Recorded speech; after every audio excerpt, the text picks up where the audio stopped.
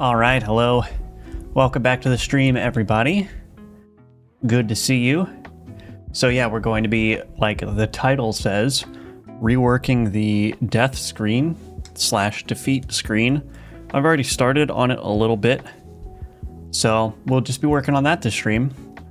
And there's a bunch of interesting things that I want to do with it, but we will get into all of that as soon as I get through this little intro. So before I get started, I want to mention again, if you want to support my work, you can check out the links in the description below. I've got the Udemy courses for sale. It's a great way to financially support me and also learn how to build games in Godot engine yourself.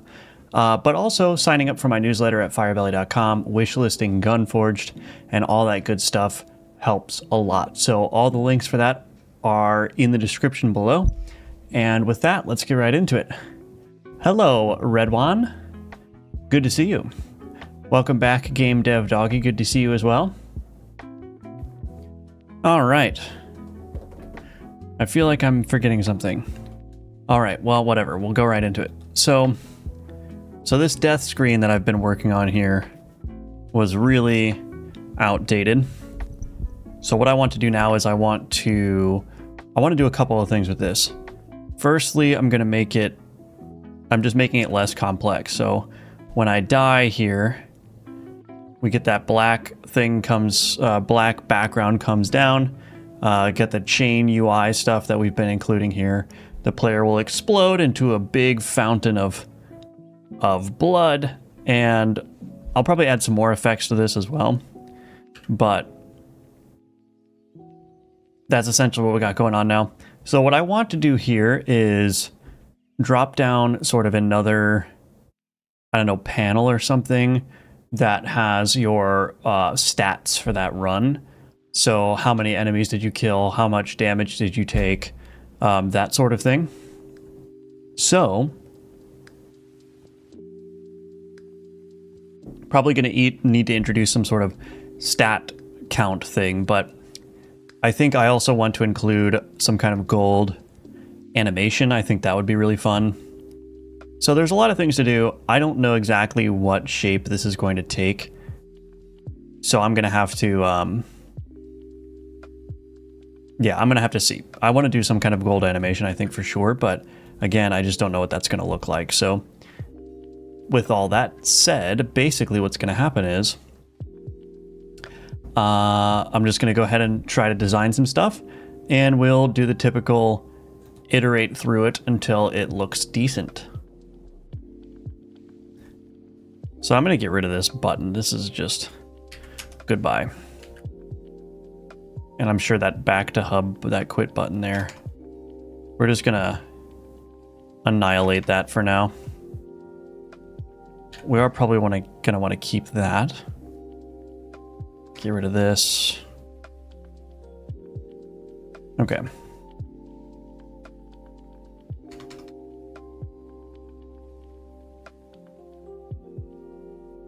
So this is an old script, but I've deleted quite a lot of the content here.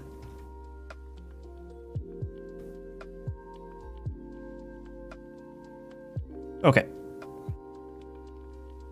So what I want to do is, in this margin container here, we've got these pass-through controls. I'm going to add another VBox container. Or not another VBox container, just a VBox container here. And then let's go ahead and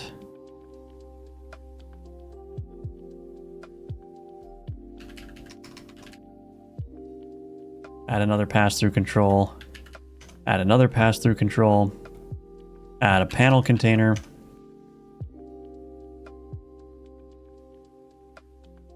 Make that an ingot panel container. Let's just make this shrink center. Let's turn the separation up here. All right, and then in here, probably going to want some sort of margin container.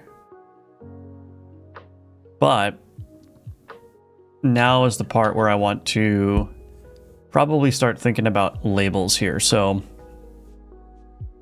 I got an HBox container. Let's just add a label.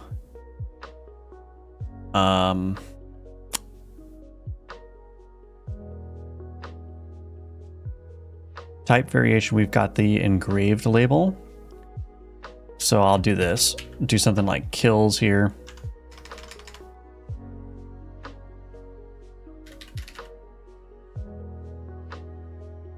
And then we'll add another label.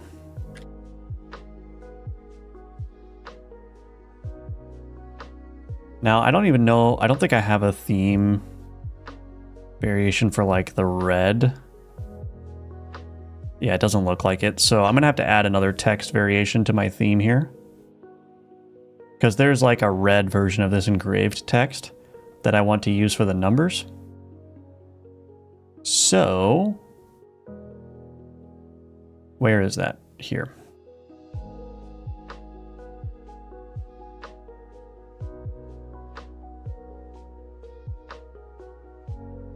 Do I not have an engraved label here? Here it is. Skullboy bitmap padded.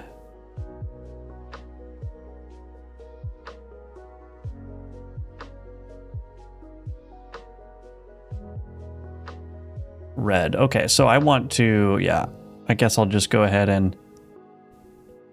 I wonder why that's not showing up in here. Anyway, let's just add another, or let's create a new custom type. Engraved red label. Add type. The base type is of type label.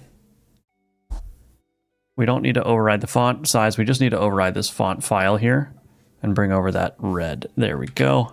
Okay, so now what I should be able to do is in this label here, engraved red label, there we go. All right, so we got the engraved red label, and this would be something like some kind of number.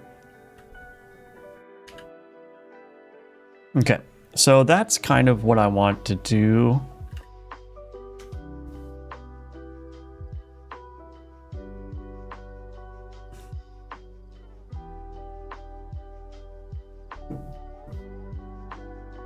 I don't know why this padding is so large.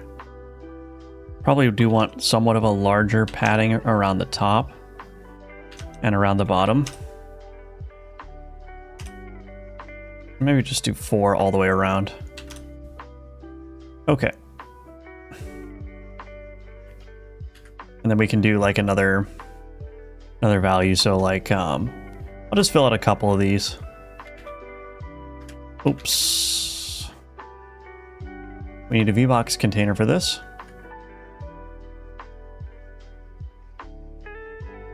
And then the other thing that we need to do is these labels need to be set to expand. There we go. So it pushes all those numbers over to the side. Damage taken, we'll do something like 11.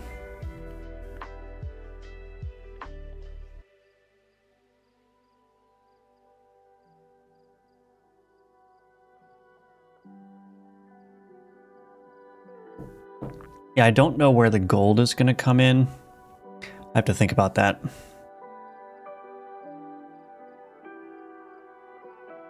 But what other things can we say? We could do all kinds of stats in here. It's not really important right now, but...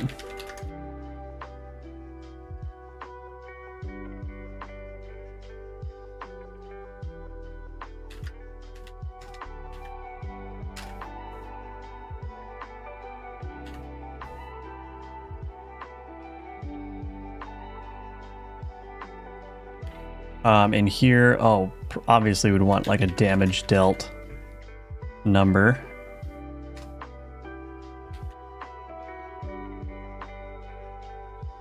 So something like that. We don't need to go overboard. I can figure out all the stats at the end. I'll probably come up with some sort of generic system for this, so I can put as many stats as I want on the end screen here.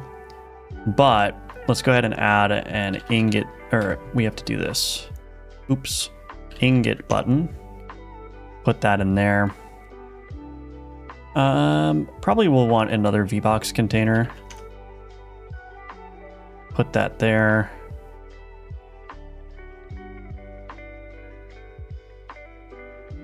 And then this VBox container we can give a bigger spacing.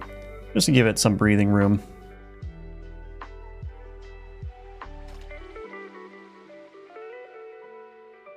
Okay, so something like that. Now for the gold, I want to share, yeah, have some kind of gold animation, but I don't know. I don't know what that's going to look like. So we've got gold there. What does it look like in game?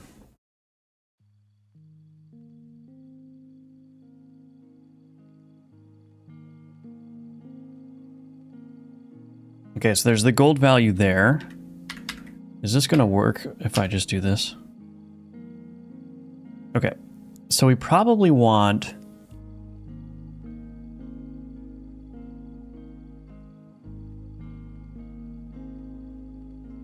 Let's see, where do I want to put the gold?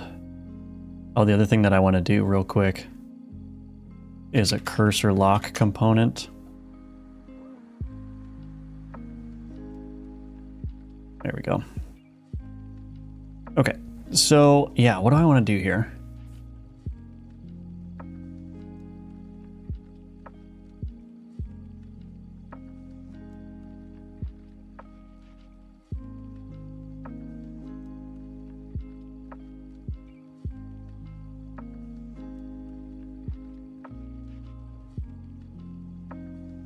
Maybe panel spitting gold coins. Yeah, I want to do like some kind of gold coin animation. I just don't know where to put it in the layout. Welcome to the stream, by the way, Marcos. Hello, all mind control. Welcome. Maybe have a timer in gold at the top or something above the other metrics. Yeah, I could do that. So like introduce everything slowly or one at a time.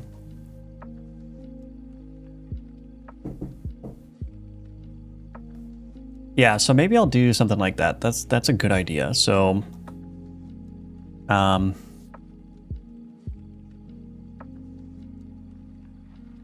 let me change some things around here. This label, you died.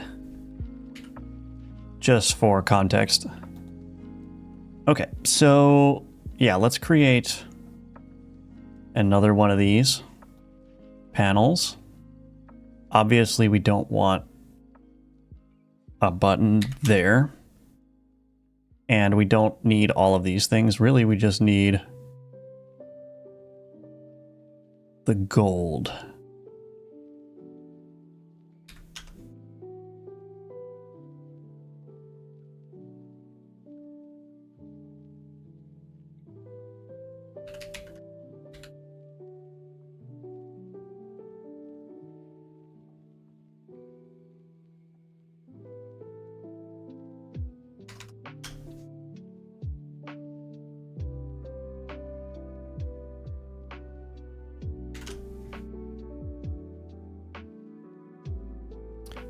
I think I have some kind of icon, upgrade tree screen.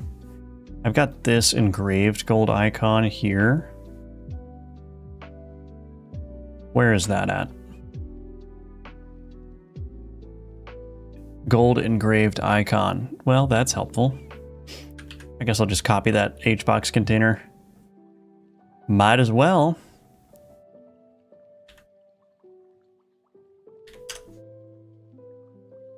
This is kind of off center for some reason.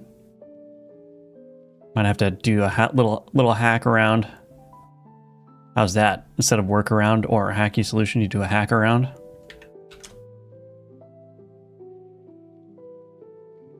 Bottom. There we go. Okay, that aligns them better, but I need to now probably reduce this margin container. There we go, that's fine.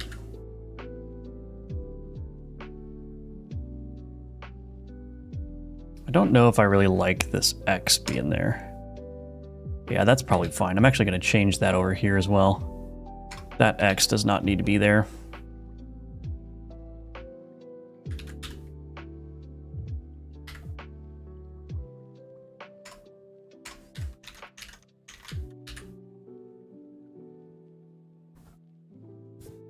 So now I want to do some kind of like animation. Maybe I'll have it come from...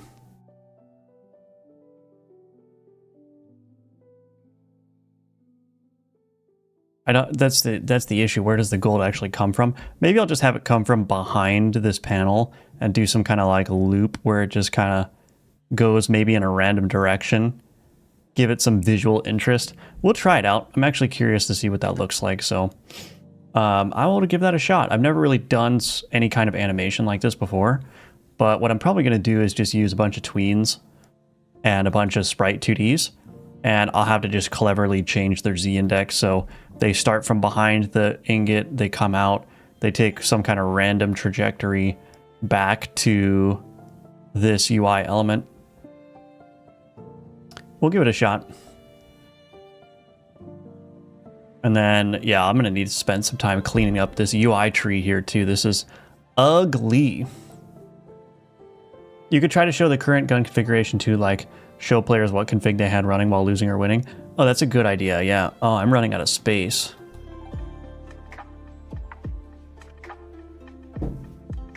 I'll probably be able to show that. I could even just put like both guns on either side here. Yeah, we'll make it work. That's a good idea though.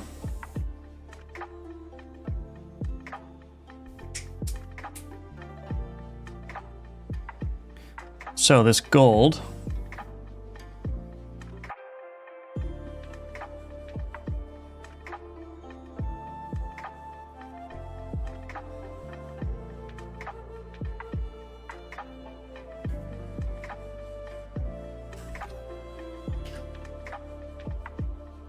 I'm just trying to think of how I want to handle this.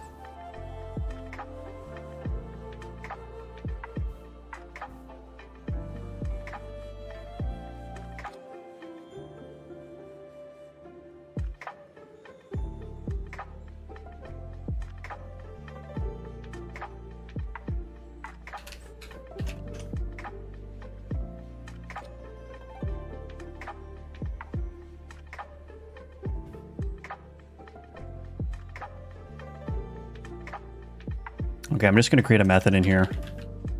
Play gold animation. And what I'm going to have to do is do something like var. How am I? Let's see, save manager.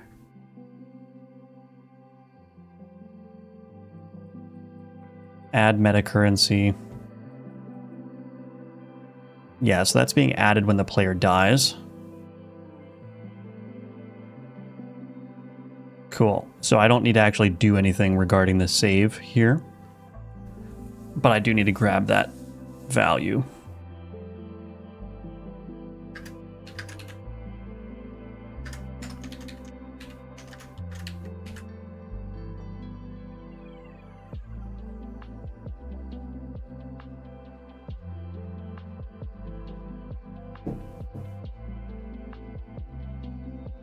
All right. Do you think it's bad use IA get some game ideas? AI, you mean? Is it a bad idea to use AI to get some game ideas? I don't think so. I think if it helps you brainstorm, then yeah, go for it. Does the C# course cover something like an entity component system? Because I have a player character that's made up of multiple components for like buffs, debuffs, movement, etc. No, the C# course doesn't cover that. My Vampire Survivors course does use cover composition quite heavily, but that's not necessarily an entity component system. I think I might do the Godot Wild Jam. When is that? Good morning, Fox Shadow. Welcome back. Good to see you. Hello, Emerson. Welcome, welcome. I'm doing well. How are you doing? Oh, the Wild Jam is today. Oh, well. I can't do any game jams anyway. I gotta work on Gunforged. No game jams for me until Gunforged is finished.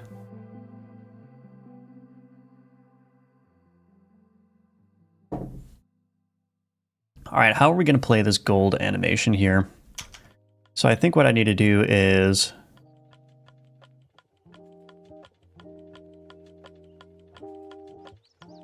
I want to do something really clever.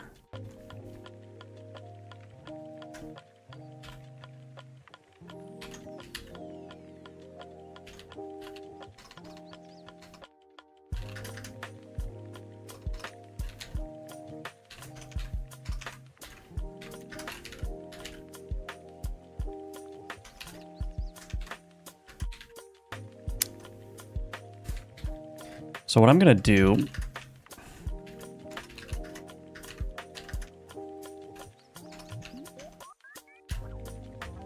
is I'm going to create a handful of Sprite 2D nodes.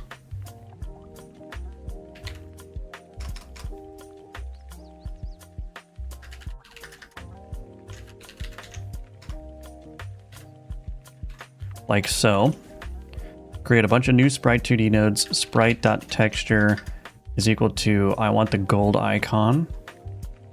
So I'm just going to grab a reference to that. Export private texture 2D, gold icon. Let's go ahead and build that. Oh, did I leave some errors in here? Oops.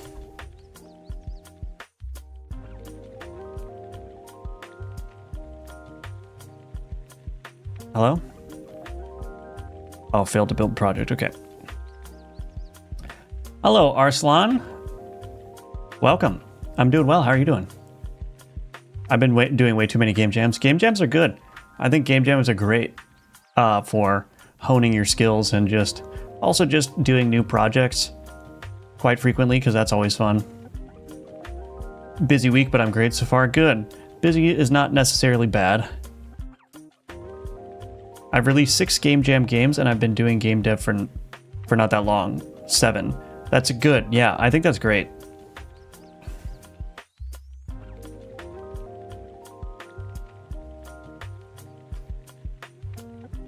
Okay. So we got the gold icon. Quick load. Gold icon. Boom. All right, there's our gold icon. So now we've got the gold. So now we got to try to do something clever here. Sprite.texture is equal to gold icon. Okay. Let's then do this. What do I want to do? I want to do...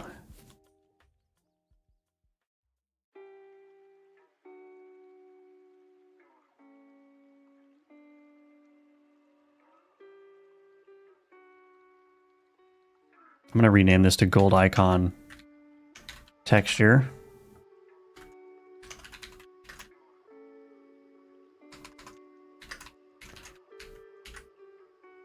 I have to reassign that.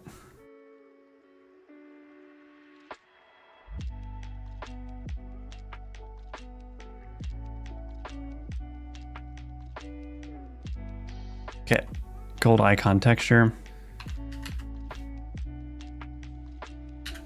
Cool. All right. So now what I want to do is do gold icon dot get parent dot add child sprite sprite dot global position. We'll say sprite dot. Yeah, I guess we'll just make it sprite dot global position is equal to gold icon dot global position.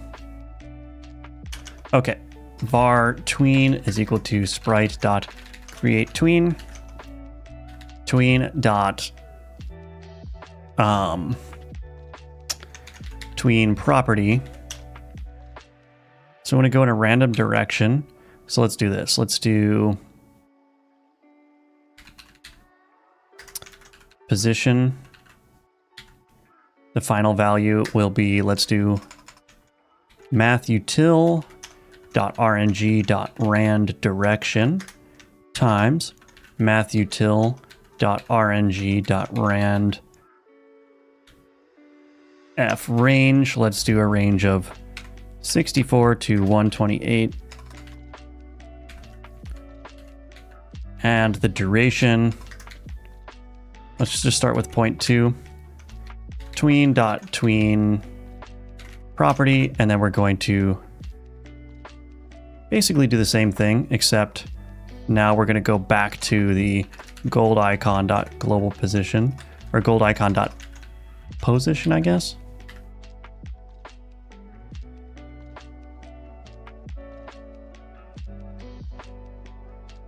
We'll try it.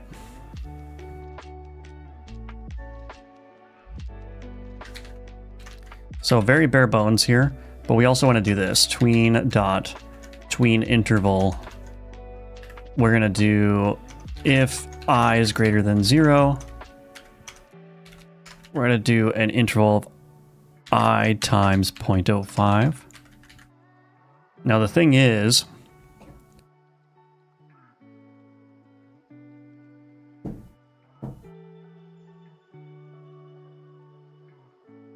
we're going to want to loop this depending on how many pieces of gold there are.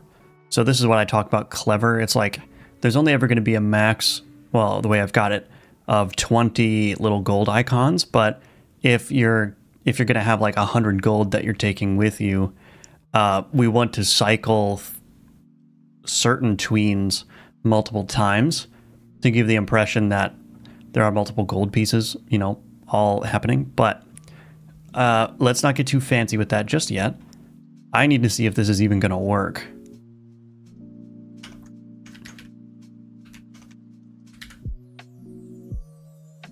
And I'm almost positive it's not going to. Or if your game jams were in the past 3 weeks, dang, that's intense. Forgot how to use get node to get the top of a scene tree. How do I do it? I think you can use absolute paths if that's what you mean. So you start with a slash, which means that you're starting from the absolute root instead of using the relative paths like the dot dot and whatnot. Hello, Ariane. Welcome back. Good to see you. Have you thought about, after Gunforged, having people pay you for some one-on-one time with their help code games? Yeah, I've had multiple people like reach out asking if I would do tutoring and whatnot, and I just don't think that I'm going to do that.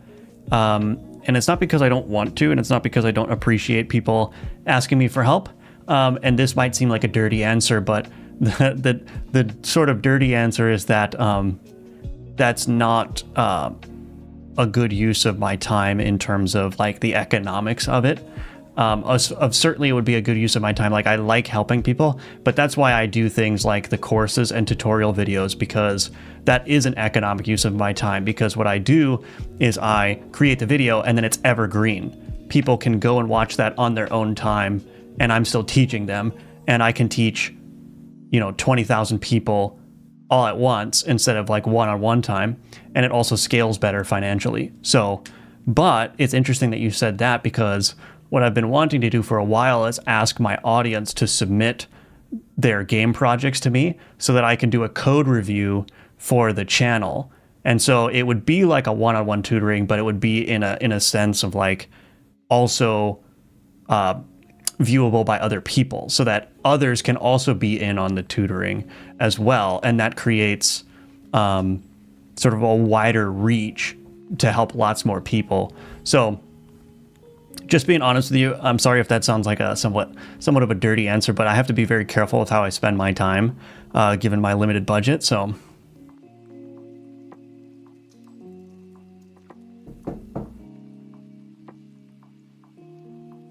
I mean, do you do like something like Git?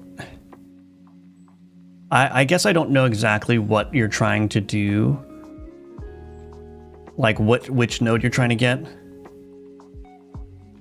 Yeah, that's a good option, to get tree root get node. Yeah, I think something like that will work. Yeah, you like the idea of doing the code reviews on the channel. I think, yeah, I'm after Gunforged is done, I have to kind of take stock. It's possible that if Gunforged is very successful, that will buy me a lot of time, and so I can spend more time like creating YouTube videos and whatnot. So yeah, I think the code reviews would be really helpful. It'd be fun to do. Like I've seen people do this like with pixel art on YouTube. As I'm continuing to learn pixel art, but especially when I was really deep on learning how to do pixel art, I would watch like pixel art critique videos, and those are super helpful because you'll see someone who you're like, wow, it's like this person submitted an amazing piece of art. But then the YouTuber who's reviewing it is like, yeah, this is good, but look at all these little details that you should consider and all that. That's like immensely helpful. So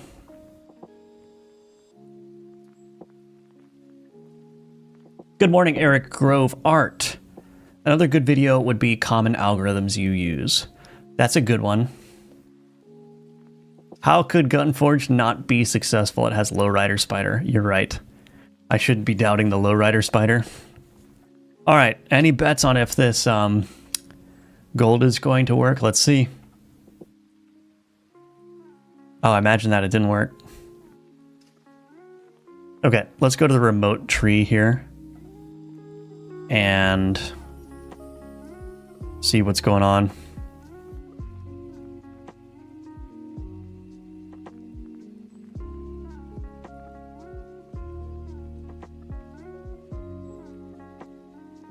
Oh, it didn't work because I forgot to give myself some gold. It was working because it's like you didn't loot any gold, so there's no animation.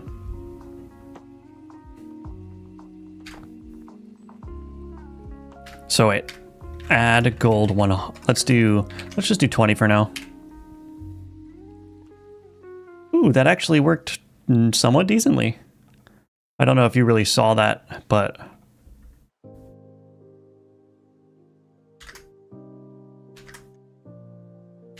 I'll add a little bit of a delay here just so we can see it much easier.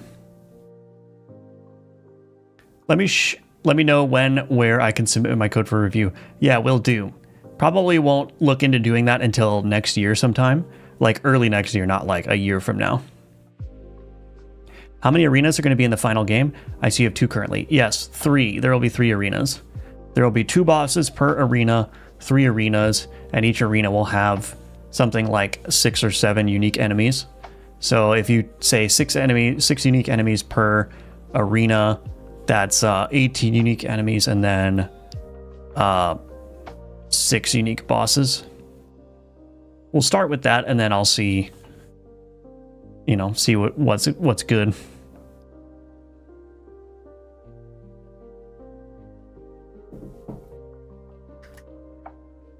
And each arena is going to be more difficult in terms of like the base scaling of the enemies. So like the dungeon arena is going to have relatively easy enemies in terms of their health.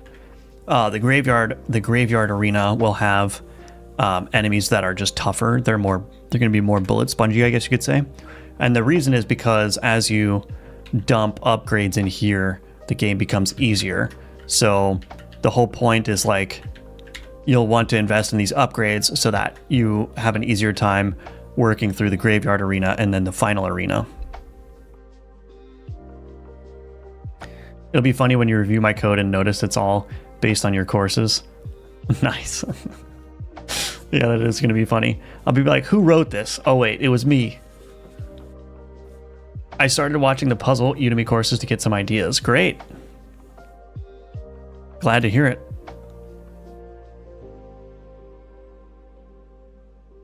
Okay, that is looking pretty decent. I think what I want to do though is not do a rand direction instead. I want to probably do something a little bit more. What if I did like a spiral? Not a spiral, but like a proper radial. So var initial direction is equal to vector2.up. Okay. Var start direction is equal to initial direction dot rotated degrees I times, let's do 5 degrees per, and then we'll put that in the start direction.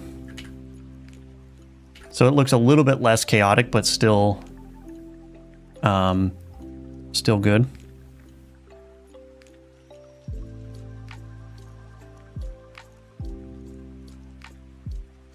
Okay. That looks all right.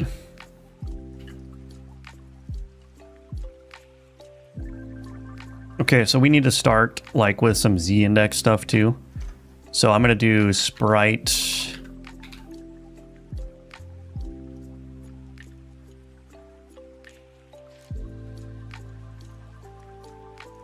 sprite.z_index is equal to -1.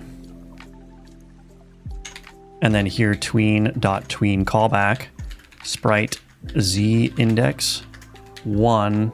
Oh wait, what? That's not right.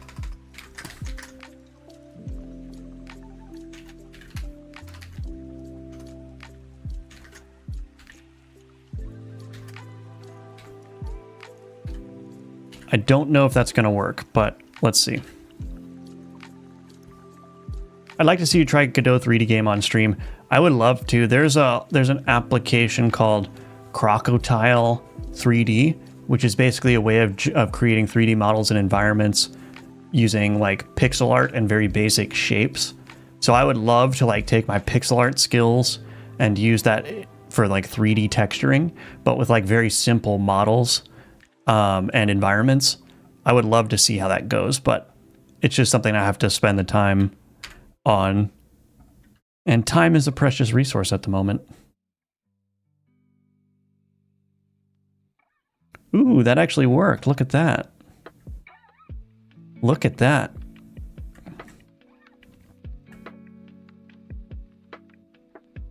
Let's watch it again.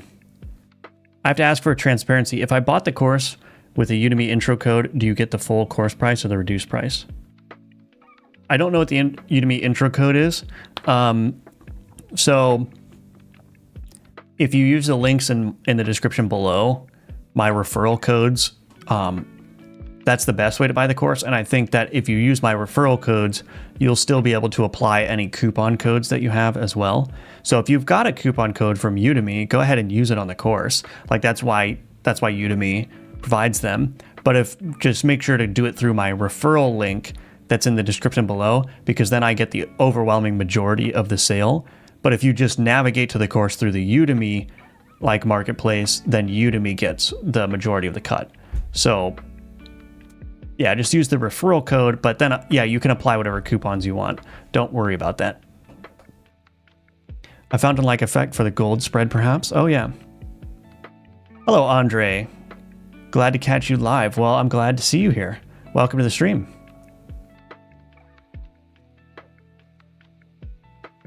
I'm trying to not to make my bullet move with my boss, but since I spawn it as a child, it does whatever I try. It doesn't work in some way. Yeah, so the way that I typically get around that is I will create like a bullet layer. So if you look at my hub level, I've got a node 2D here that's called bullets. And I make this node accessible in some kind of way. The easy way to do it is to add it to a group. Just call it like a bullet layer group. And then just get that node via that group name and then add the bullets directly there. That's typically what I do. I'm sure there's other ways of doing it as well, but that's how I typically get around that problem.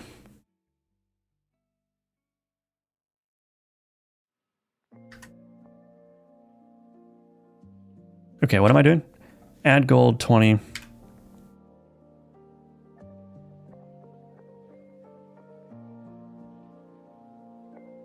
Okay. We'll add some like proper tween easings and whatnot, but I just want to make sure that that's working. So now we got to figure out how to get this to loop properly. So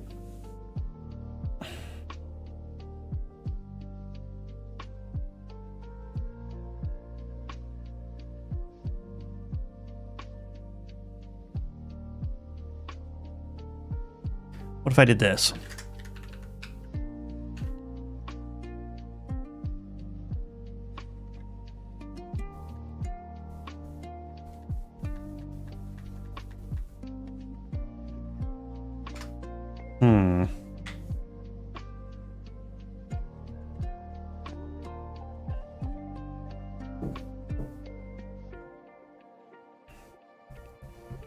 So if I've got, so basically what I need, let's say that I have 100 gold, right?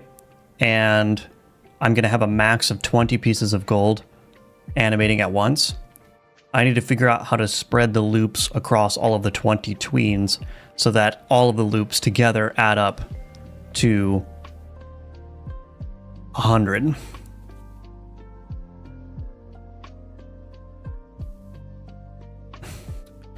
So let me try something real quick.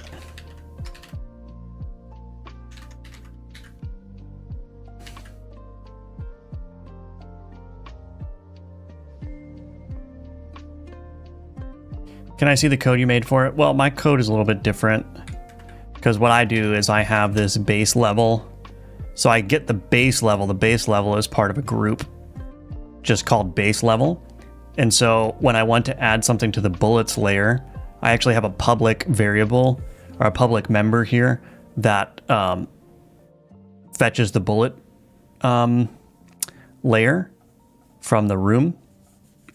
So it's a little bit more complicated in my case, but you should just be able to add your layer to the, or your node to that layer and just like target that from wherever.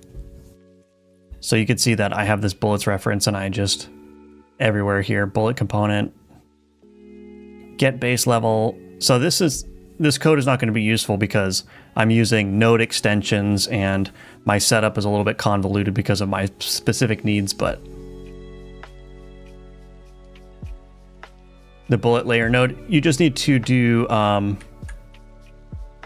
get first node in group, and then you pass in your group name. So in GD script, it would be like, I'll do it as well. In GD script, it would just be get first node in, or no, it would be get tree, get first node in group bullets layer or something, or whatever you call your group name. And then you can do dot add child bullet. Does that make sense?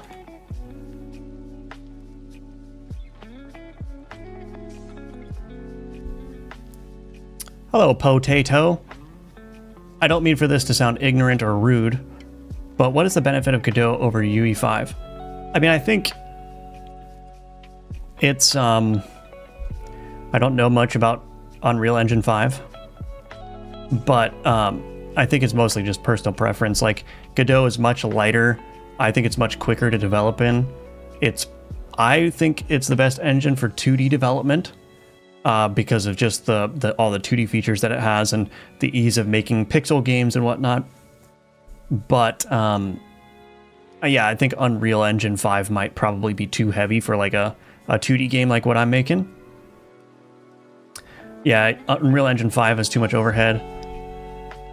I also think it's probably, you know, if you're a solo developer, I would imagine it's probably more difficult to build things quickly in Unreal Engine 5 compared to an engine like Godot, but I don't know that for sure. But yeah, I mean, I think when you talk about the benefits, I mean, they're both game engines, but they're so different from each other in terms of which audience they're targeting and which games they're targeting. Like, no one is going to use Godot for like a AAA photorealistic kind of game. That's just not going to happen. But for like a small 3D puzzle game or, you know, something like that, then Godot might be a better option because of just the ease of use and how quick you can get things done and so on and so forth.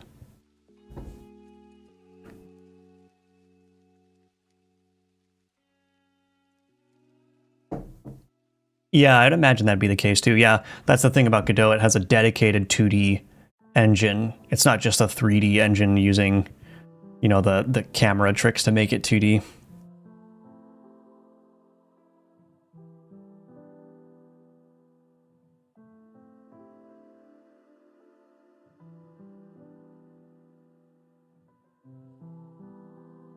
Oh yeah, you're going to need to change the position of your bullet because the bullet was previously inheriting your boss position because you were adding it as a child. But now that you're adding it to a completely unrelated node, you're going to need to change its position. Road to Vostok, beautiful 3D, realistic in Godot. Yeah, I mean, I think that is, and that's a solo developer too, making that. I'm curious to see how that turns out because my impression was that doing that kind of level of detail in 3D was very difficult to do in Godot, but the developer seems to be pulling it off, so we'll see what happens.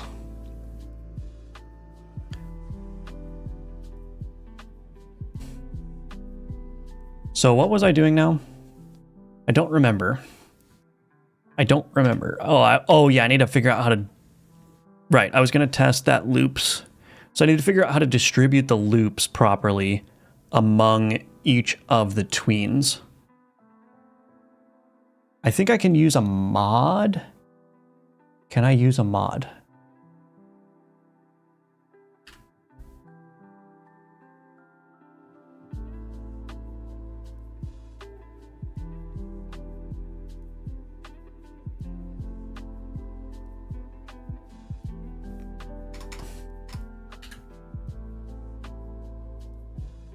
So if I did, let's try this. So if I did 93 mod 20 or max gold animating, let's see. Yeah, let's do 93. Let's just say that I have 93 gold mod 20. What is that gonna do? Is that just gonna give me 13?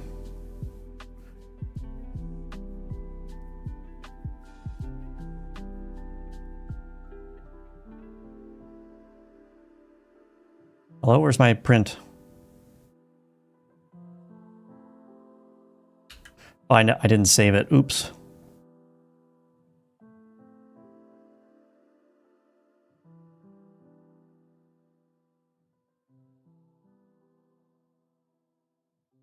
But the code, it sets the bullet's position to the bullet spawner. You're gonna have to use the global position of the bullet spawner, not the local position. Oh, that would be my guess as to what's going wrong there. Anyway.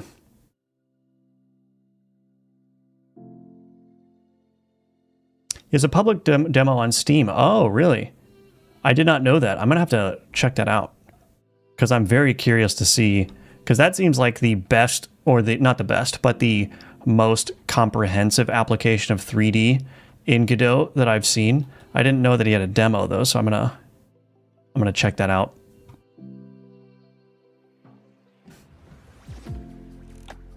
So is this going to be 13? Right. Okay, so 13. So what I probably need to do is this. So I need to say, okay, what is the base loops? So var base loops is equal to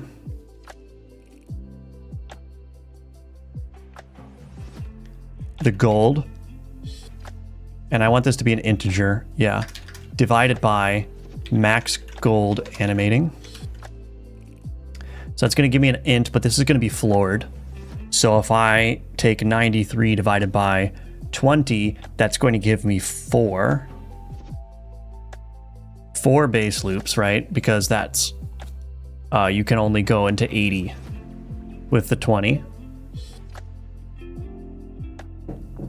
And that's going to leave 13 left over. So var loops to be distributed is equal to, again, this is going to be the gold mod max gold animating.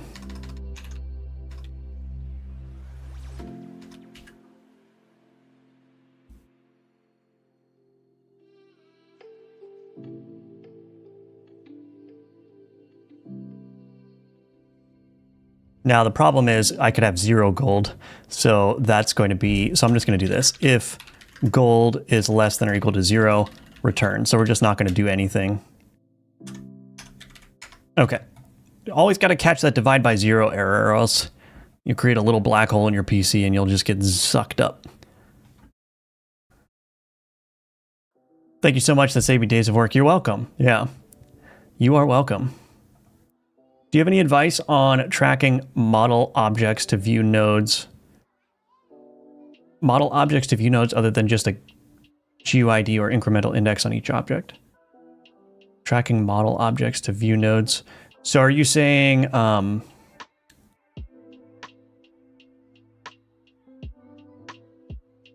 not entirely sure what you're asking. So if you have like a piece of data that you want to map to a node,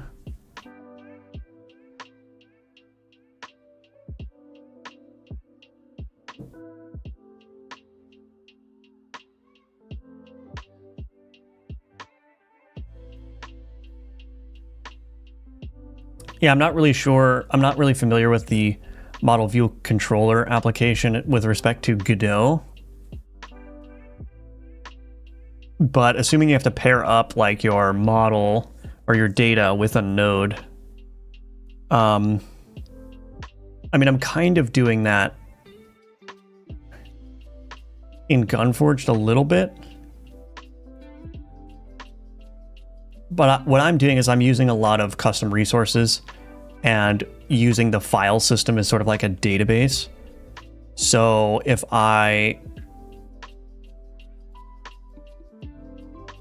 let's see. Yeah, I'm not sure.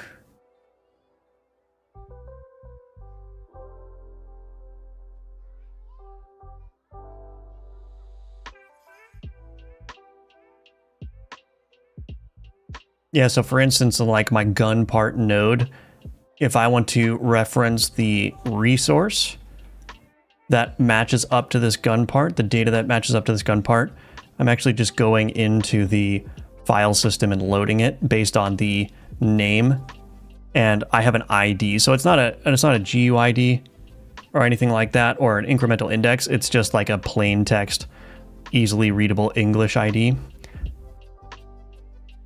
So I have a block in the controller and the view renders them. The events of the controller tell the view about which block were updated. Okay.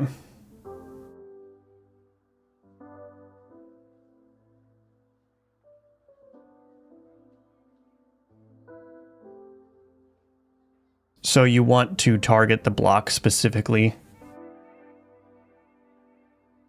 Is that the issue?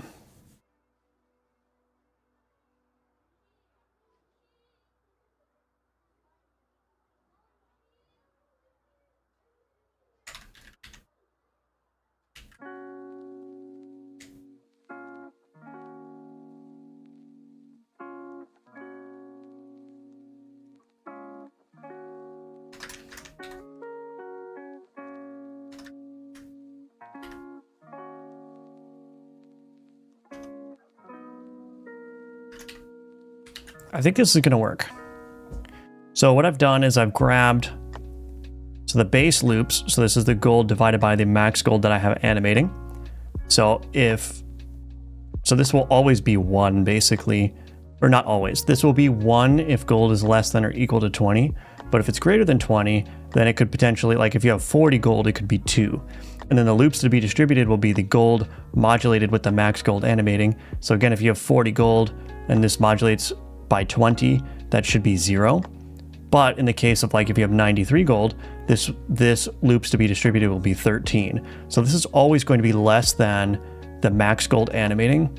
And then what I'm doing in here for my set loops is I'm taking the base loops that all tweens need to do, and I'm saying if the current iteration is less than the loops to be distributed, then we're going to add an additional loop onto it, otherwise 0.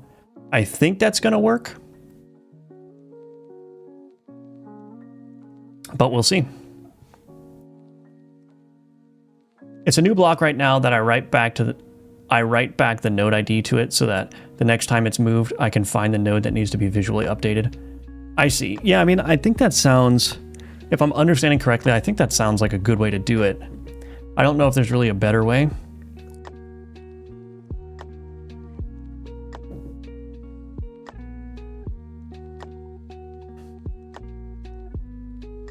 Yeah, I don't know if there's a better way to do it.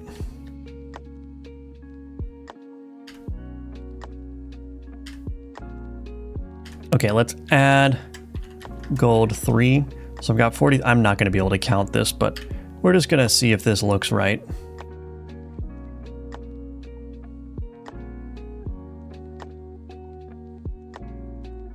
Oh wait, that does look right. It worked. I mean, it's doing this interval multiple times, which is a problem. So I'm going to have to figure out what's up with that.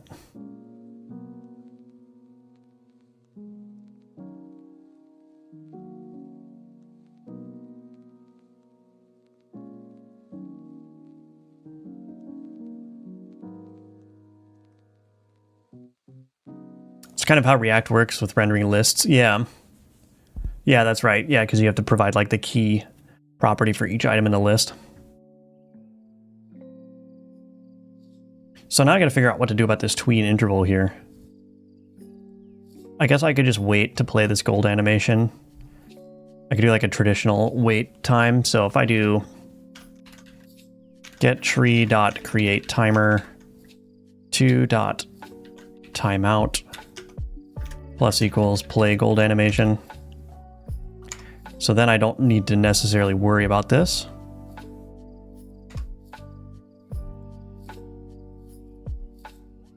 Although this tween interval, if I greater than 0, we'll see how it works.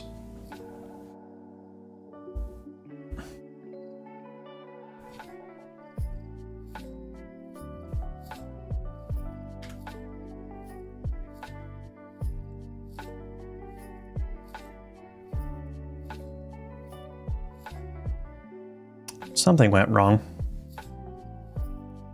Oh, am I still calling?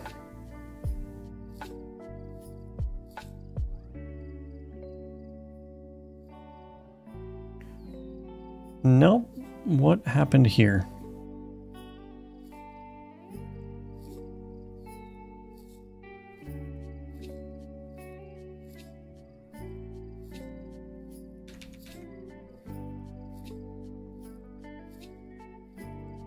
Why did this break all of a sudden?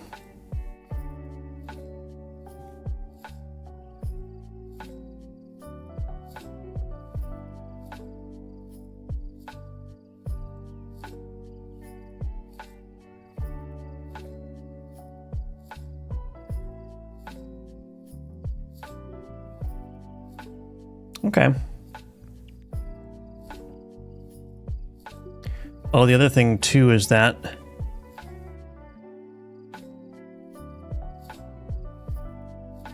this start direction is not working anymore. I mean, so I need to probably initial direction rotated degrees. Let's do I times 360 divided by max gold animating. Maybe that will make it look a little bit more even. So I divide up the rotation into increments so that the max gold animating just covers the whole gamut.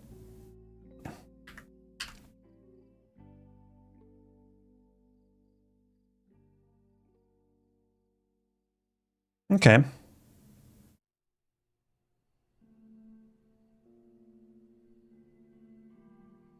I don't know if I like the circularity of it. But the other thing that I want to do here is change this Z index.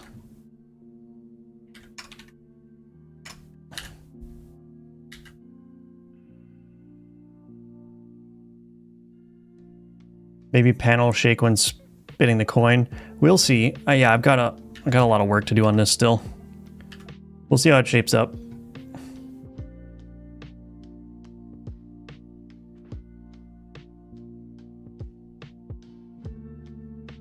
Oh, you're welcome, Christopher. Yeah, for sure. Happy to help.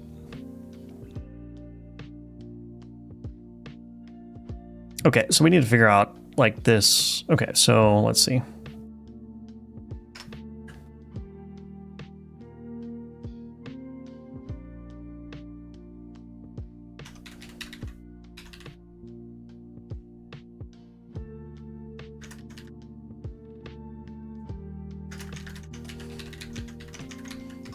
We'll free the sprite after everything's finished.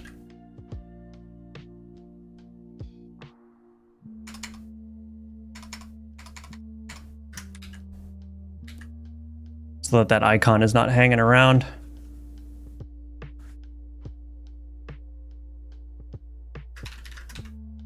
Let's do 93 like I was saying before.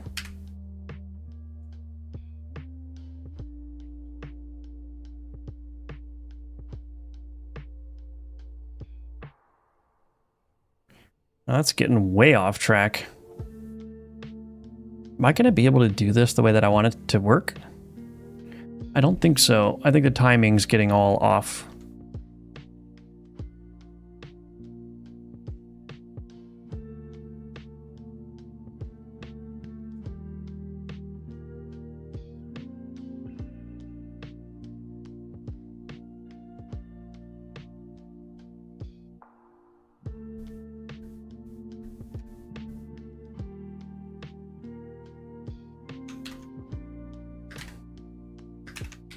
What if I always gave it an interval?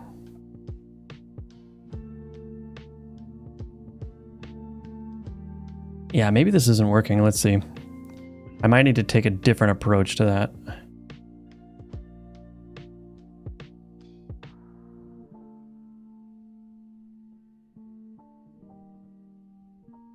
Yeah, I don't think I can have the tween interval here. I think what probably needs to happen is I need to... I mean, if I did this, async, and then I did await... Let's do this.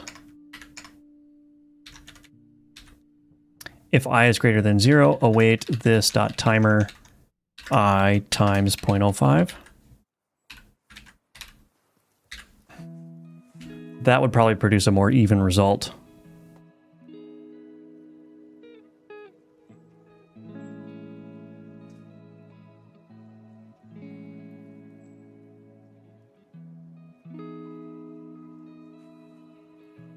Oh, that didn't work at all.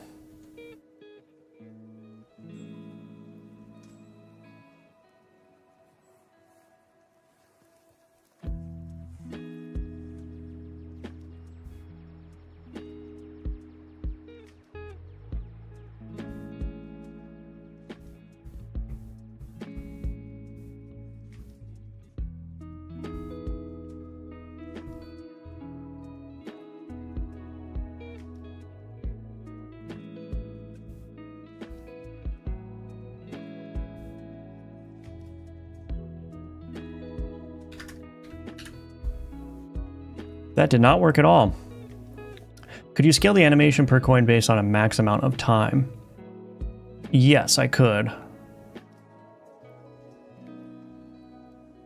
The macro jam theme dimensions. Oh yeah, that's an interesting one. Yeah, that's.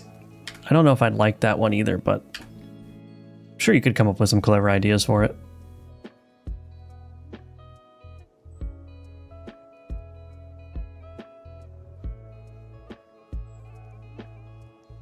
That's not working either. Okay, there's something going on here. I think reusing the tweens is the problem.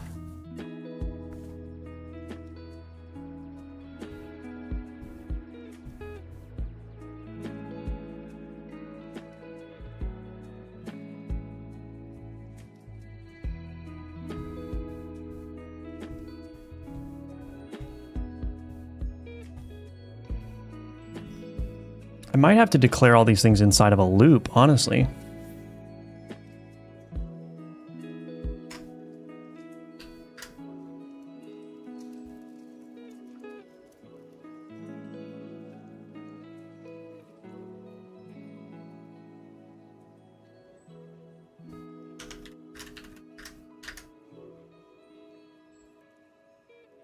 So there's my base loops there.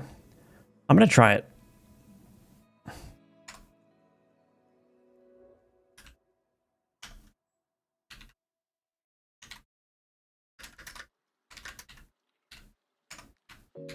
J is less than base loops. So instead of doing this, I'm basically just going to define a bunch of sequences of this instead of using the built-in loops.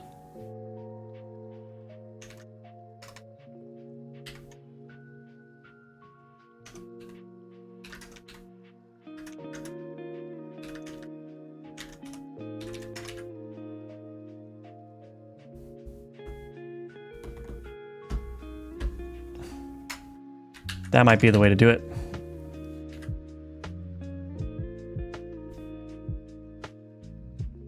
Good morning, Breckheck. Welcome back to the stream. Good to see you.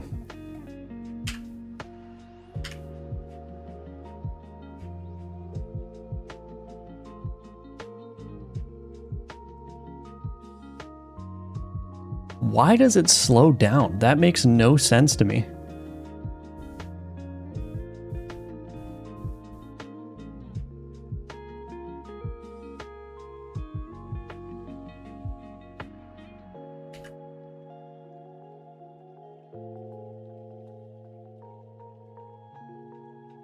Why does that happen? Oh, this needs to be loops.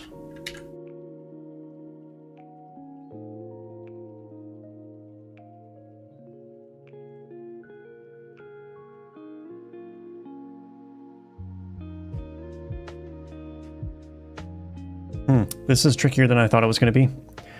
Who knew tween animations like this would be so tricky?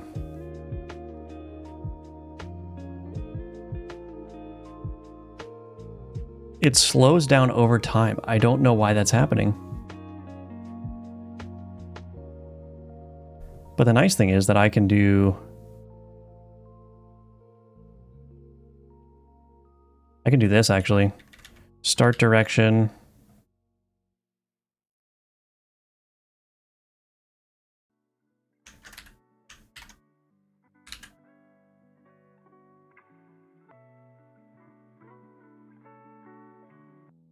Is that right? Actually, maybe I'm just doing the wrong math here.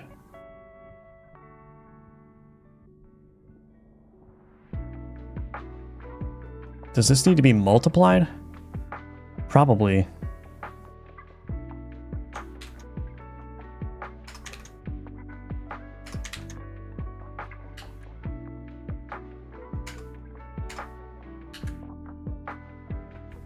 I think it needs to be multiplied, actually. So that it's like the right position in the sequence.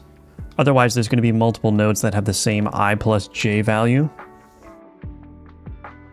But if you're doing I times j, then they're all going to have unique offsets. So I think that's probably what was going on. I don't know. Let's see.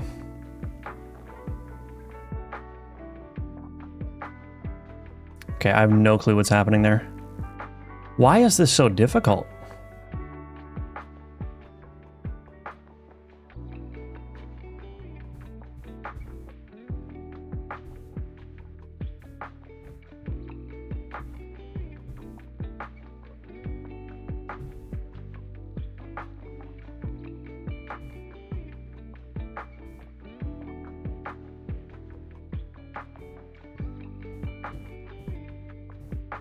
Yeah, I don't know what's going on.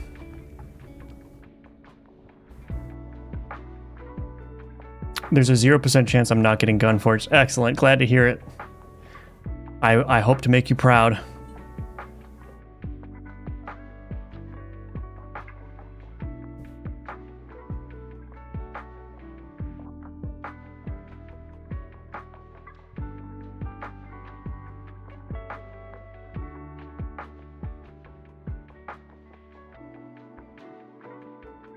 Gold icon position. Tween interval I times j. So let's just step through this logic, I guess. So if I've got 20 pieces of gold, then the base loops is going to be 1. The loops to be distributed is going to be 0. So that means that when we get down here, this loop's value is going to be 1. We're going to do this for loop 1 time. This is going to be I times j. So for the first, so j is going to be 0. Oh. That's going to be 0 all the time.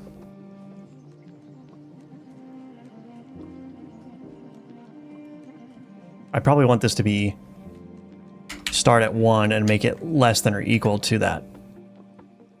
Okay, so yeah, so if my loops is 1, it's going to start at 1.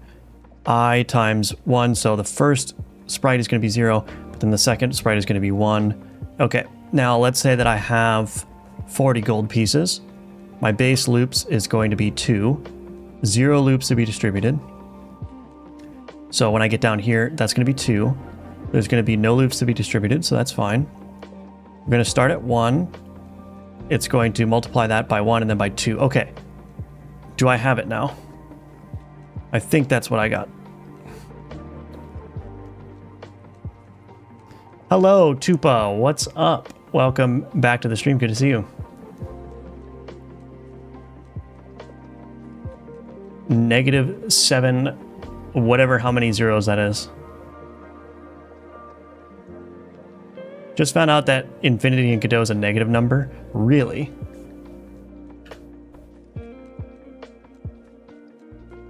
Oops, I did that test wrong. I did not give myself any gold.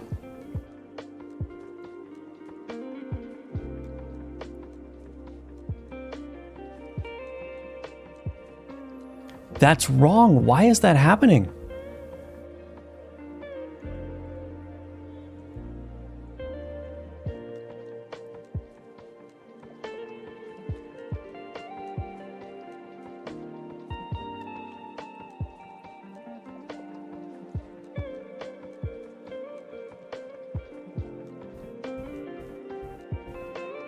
Maybe this interval is just wrong. Do I even need this? Well, I do need the interval.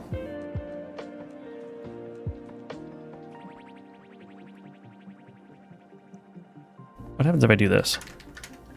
If I only apply the interval on the first iteration, so that it offsets them, but then there's no, yeah, that's probably the issue. So the interval, the delay was adding up every time and they were out of sync because of that. But if I just introduce a delay on the first loop, then everything will be offset and then they will just continue the way that they should. I think that's what I need to do.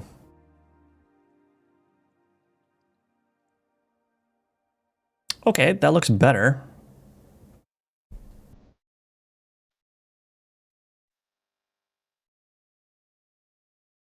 Add gold 2003.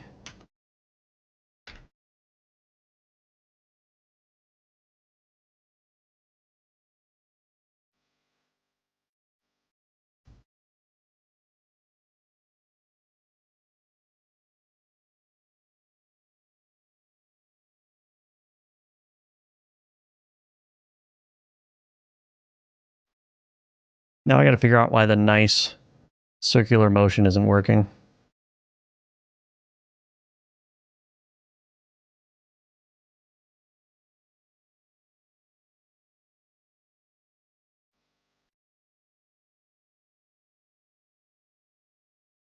It starts off really nice, but then it just kind of gets out of sync. Oh, tweens.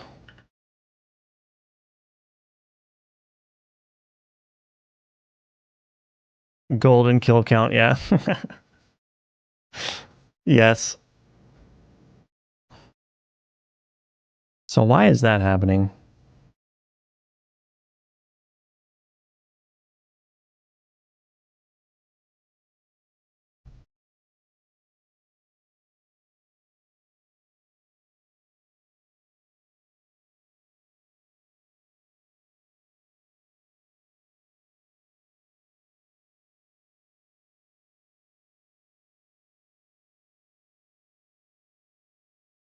I'm gonna put this up here.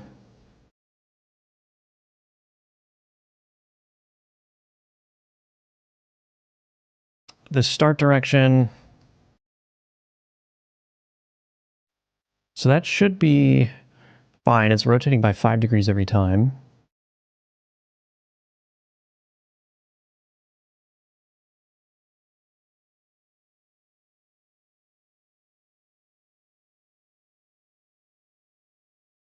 I times j.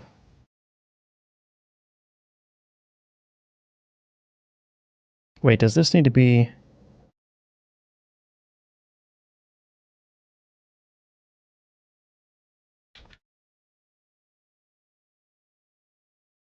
Does this need to be I plus max gold animating times j? Are you kidding me? That doesn't need parentheses. Is that what I need?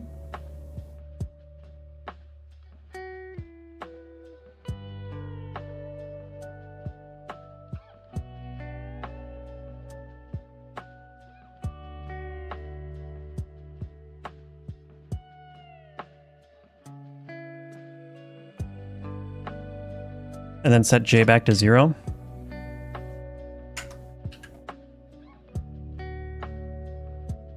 Wait, this is conflicting.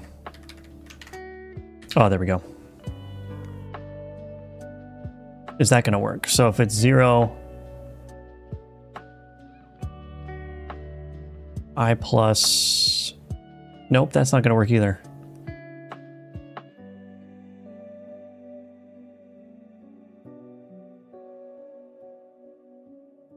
Does j need to stay as 1?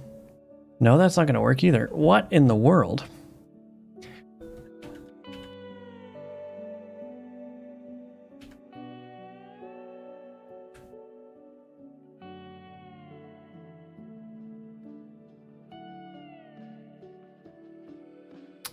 I times j. No, that should be fine.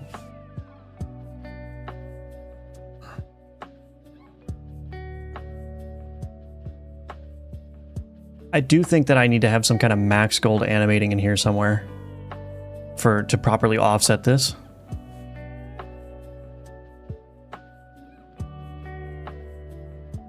Any particular reason you're using C#? No particular reason, just I prefer it, and the structure it gives me, the ability I could apply, you know, abstract classes, interfaces, that sort of thing. And the type system is much stronger than GDScript as well, which helps me stay organized. That's basically it. Can you please make a special game dev doggy enemy? No, sorry, no viewer enemies in this game. Maybe next game. That would be cool though, like a little dog.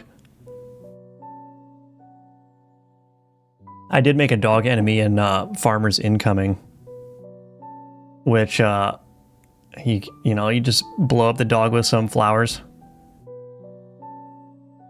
You must have software dev experience then. Yeah, I do. I was a software engineer. Right now, I'm trying to make it as a full-time indie game developer, but just a couple months ago, I was a software engineer. Okay, I need a quick break, so just give me a couple of minutes, and I will be right back. In the meantime, please check out the links in the description below for all the ways you can support my work, and give me a couple minutes, and I'll be right back.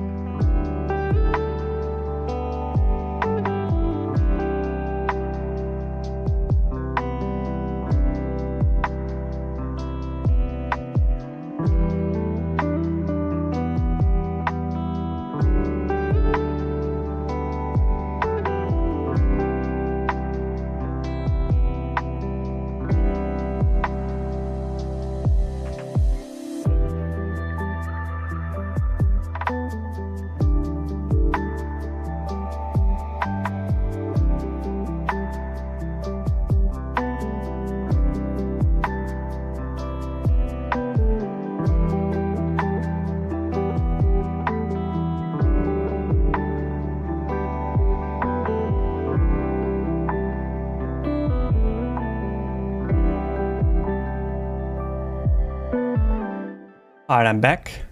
Thank you for your patience. Don't blow at me. I will not. You have my word. Nice Udemy courses. Thank you. I appreciate that. Keep it chew. Thank you. Thank you. All right. I think I had a revelation. This needs to be I plus J times max gold animating. All of that in parentheses times 5. So this could evaluate to 0. This needs to start at 0. So I think that's what I was missing. I need to multiply by the max gold animating. Yeah, so this is going to be, I think that's going to be correct. And I'm also going to apply that in here.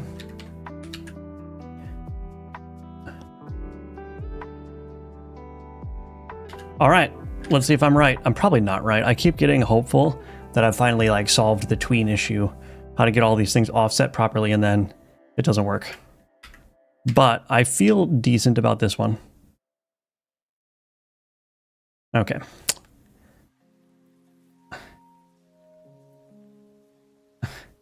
They all bursted at once.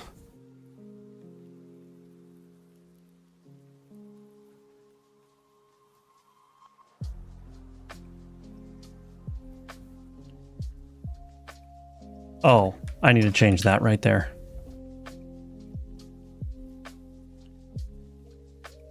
Actually, if j equals 0, then I can just do this.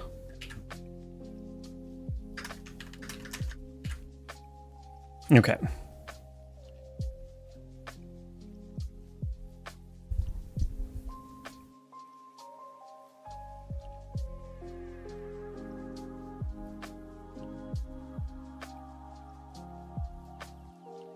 Alrighty, is that...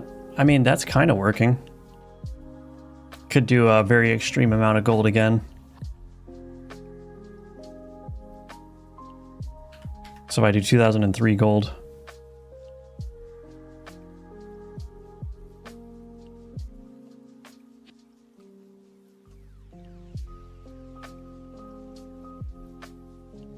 It's not a good, nice, even line.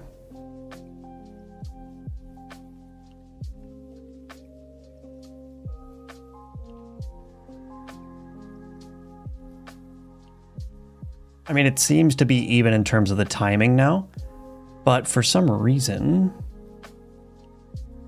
it's still not perfect.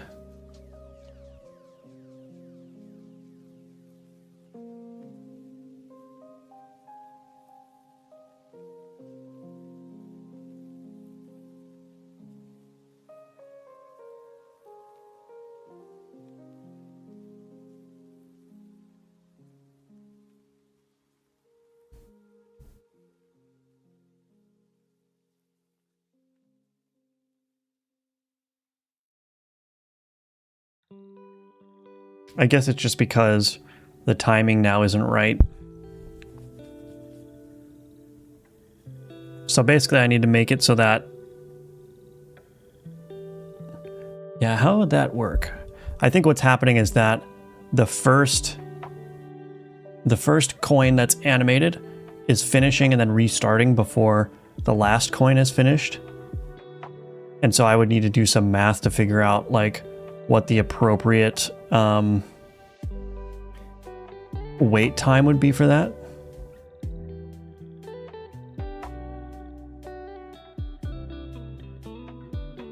So if I slowed down the animation, I bet it would look actually better, but I don't want to slow down the animation. So yeah, we'll see.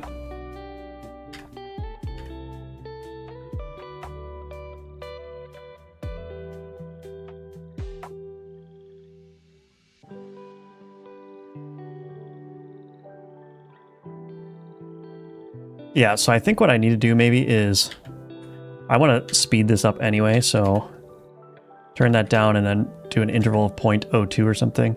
I'm not going to try to get the math exact. I'm just going to wait until it looks visually all right and then just call it good. Obviously there's more work to do, but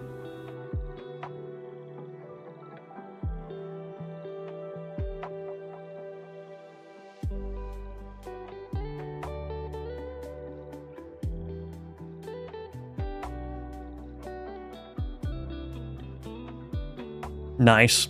We can change that pattern too.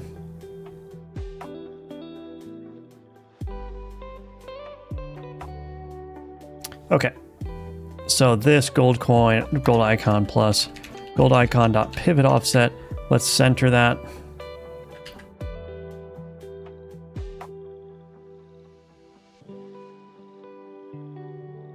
Where do you source your sound effects from? The Sonus GDC audio library is what I use most. If you watch my the video I made on the tools that I use for game dev, there's a link to that audio library. It's like I think it's like a couple 100 gigabytes of sounds that you can download and use for free. So I've got all those, and I basically just use whatever's in there.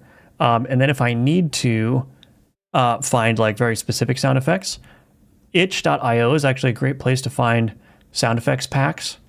And some of them are free, some of them are paid. But, you know, sometimes it's worth dropping a couple dollars for, you know, the perfect sound effect. But generally I try to stick with the Sonus GDC audio bundle and work with that.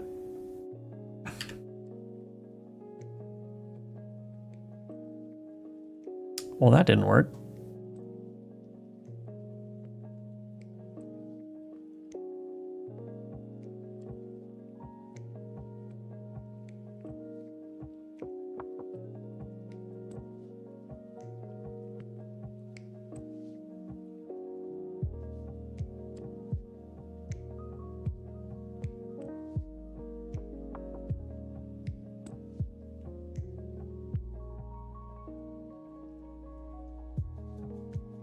Is this pivot offset being reset? It is. Okay, so I can't do that. We'll just do gold icon.size divided by 2.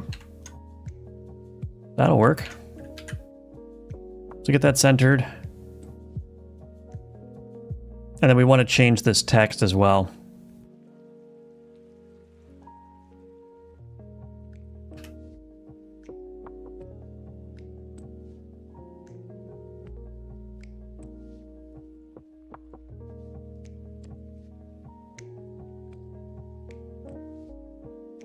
You're welcome.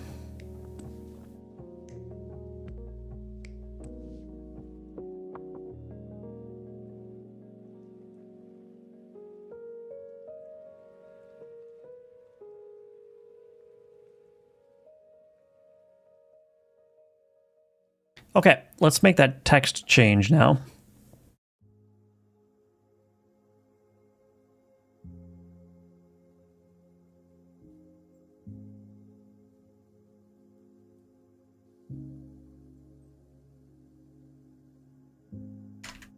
I'm going to change that to 0.01. How are we going to change this text? So let's do this. Private void increment gold label. Private int gold label value.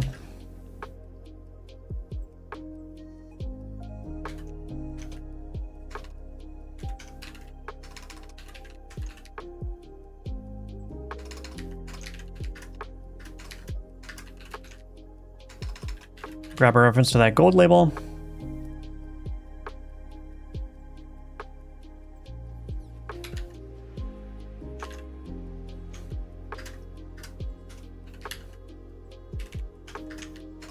Increment the gold label value. And then we'll do .toString there. And then in the ready, or in the start method here, I guess in ready, gold label text equals 0.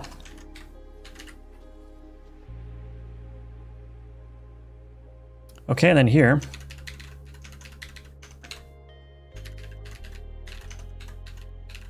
increment gold label.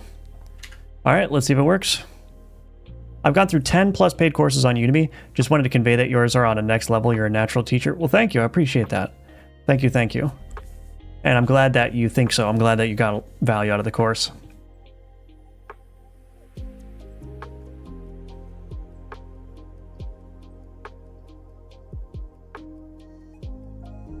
Oh, okay.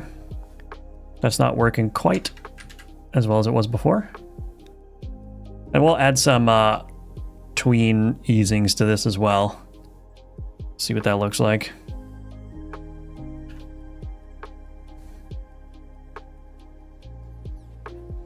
There we go, 93 gold.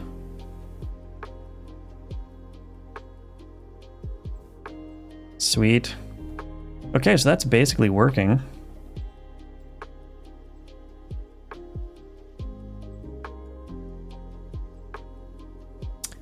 Probably going to want to make this gold label a little bit, have a larger minimum size at least. Oops, not in that direction.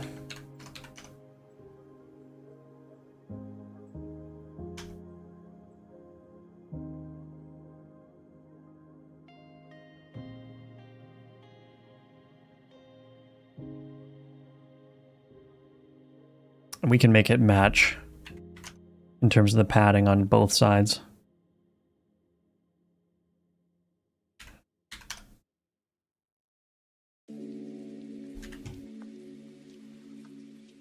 That'll just prevent the UI from shifting as the number gets larger,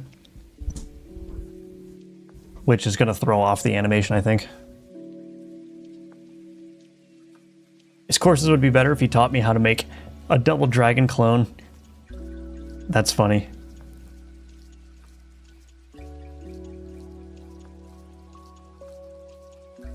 I used to be hesitant to pay for courses, but the quality is much higher than the free stuff other people put on YouTube. Yeah, thank you again for the kind words. I'm super happy to hear that. Yeah, I mean, it's like, you know, the free courses are often very useful, but, you know, it's not going to be as in-depth. I don't think anyone's going to really produce a, whatever, 20-hour course for free on YouTube. I'm sure some people have done that, but yeah. Been out this afternoon, so only catching the end of the stream. Well, I'll be here for a little bit longer. But welcome to the stream, Chad. Good to see you again.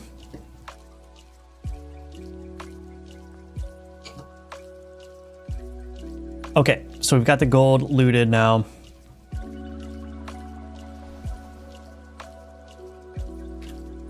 I'm just trying to figure out what would be the next good step here. Obviously, all this stuff needs to be animated. So this gold looted and this damage. So what I'm going to do is actually probably combine these things.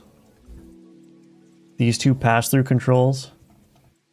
Combine those into a single V-Box container. Here.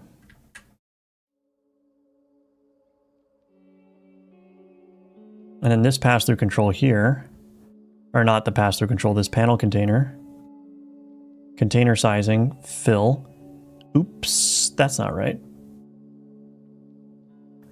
Actually, yes it is. There we go, boom. And then we'll make this constant separation 8. Okay, good. And then in here,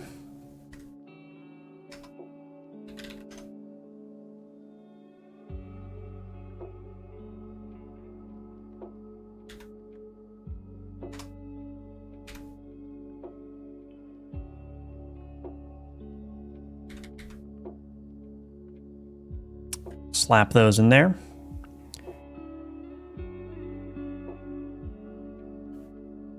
These, can I make, shoot, I think I did this wrong. Did I do this wrong?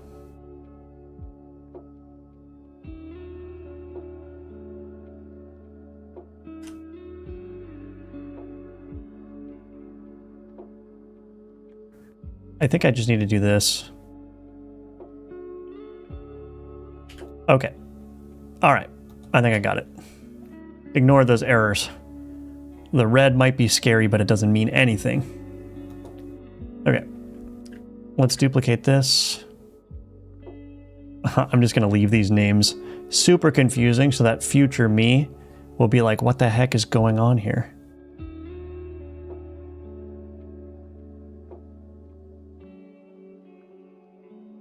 Let's set a delay of 2.5. We're going to not do any sway.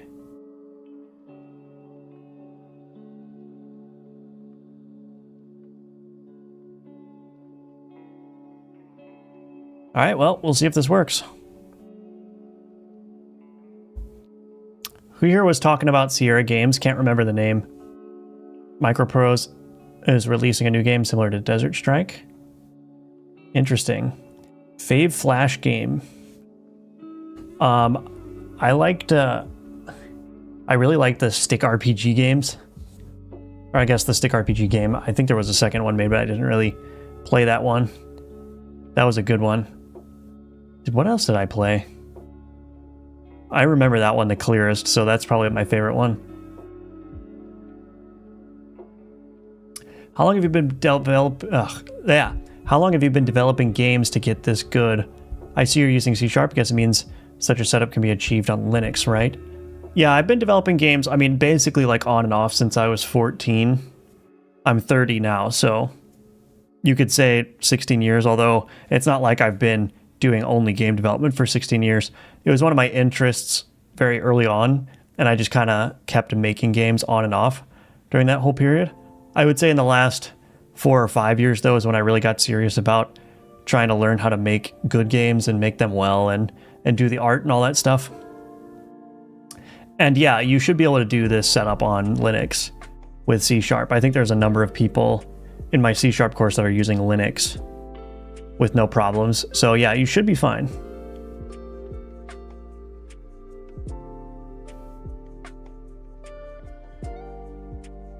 Stick RPG was the best. Age of War, yes. Was that the one that was like a side scroller where you got both ends coming toward each other like that? And you start off with like the caveman, and then you get your upgrades, and you go to like go all the way through to the futuristic. Yeah, that was a good one. I remember one too that was really fun. It was like a World War I trench game. I don't remember what it was called, but it was like the same kind of deal, except it was like World War I trenches, and you would like recruit your units and they would go and occupy the trench, and you could like order them to do like a push to the enemy trench, and they would just get annihilated. You know what I'm talking about? Cmono has been discontinued. Curious. Wasn't Microsoft with recent versions of .NET trying to make it cross-platform? I don't know. Maybe I'm wrong there.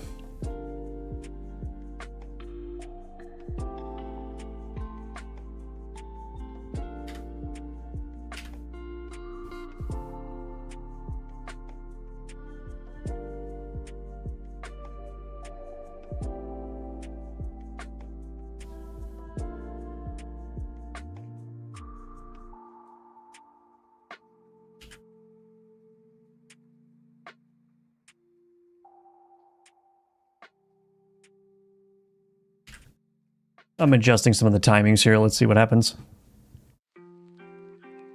I remember playing a cannon game where you adjust power and angle to take out your opposition. I don't think I ever played that one. At least it doesn't ring any bells.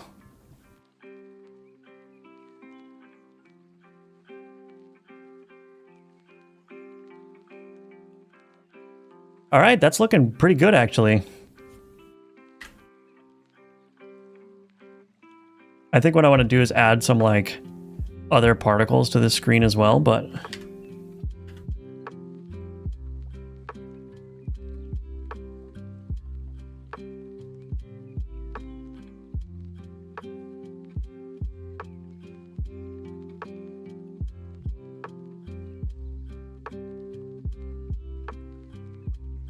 let's make that back to hub button work.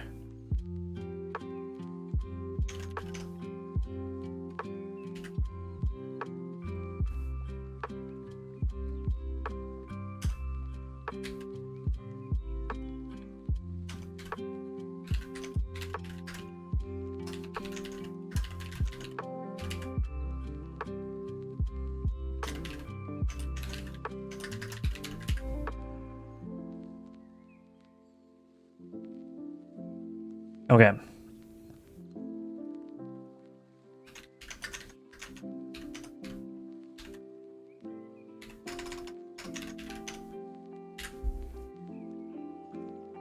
Obviously, there's more work to do on the screen. I gotta get these stats working and whatnot. But generally speaking, this looks much better than the old screen.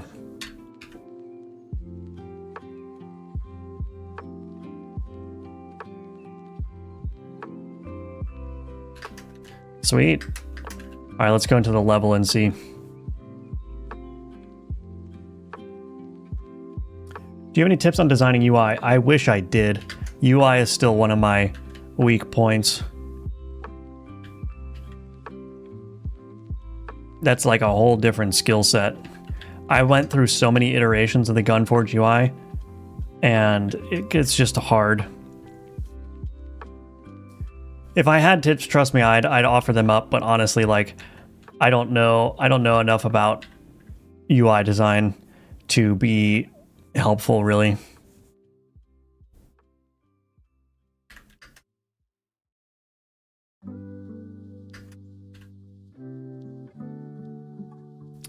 Lemmings and Worms. Yeah, Worms was cool. Oregon Trail and Apple IIs and those floppy disks. I think that was slightly before my era. Oh, 1 gold looted. Nice. Oh my gosh, I have so much money. Look at that.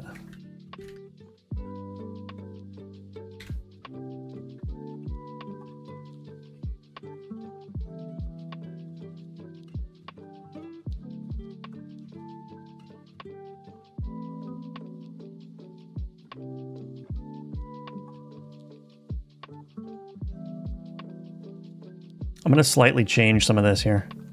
This one, I'm going to add a little bit of a delay. And then also increase the delay here.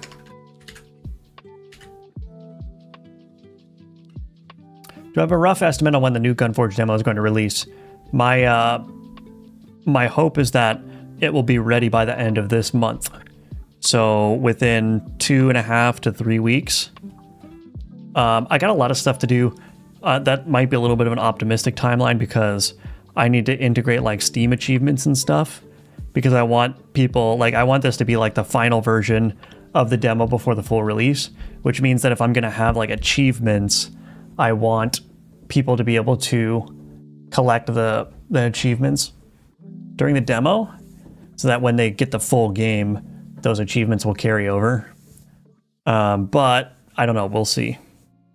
That might be something I have to cut and just update the demo later with achievements and whatnot. UI is another boss. I'm an embedded engineer. I hate doing UI. Yeah, it is really tough. There's so many layers to it. Like just getting the layout right is hard enough, but then making it look good and cohesive and thematic is like a whole another thing. I love the UI design of 90s websites. Yeah. The glass design was cool in early iPhones, yes. I remember that era, yeah.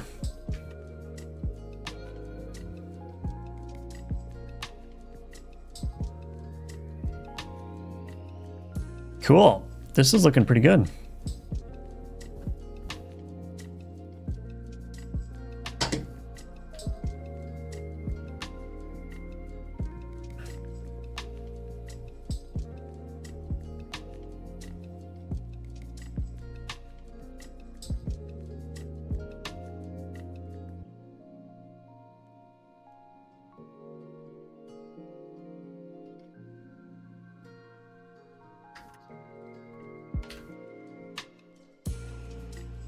I'm just running a couple of tests here.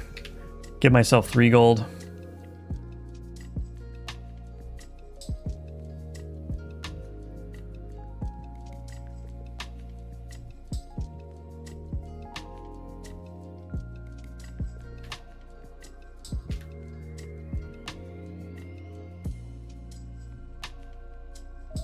Sweet.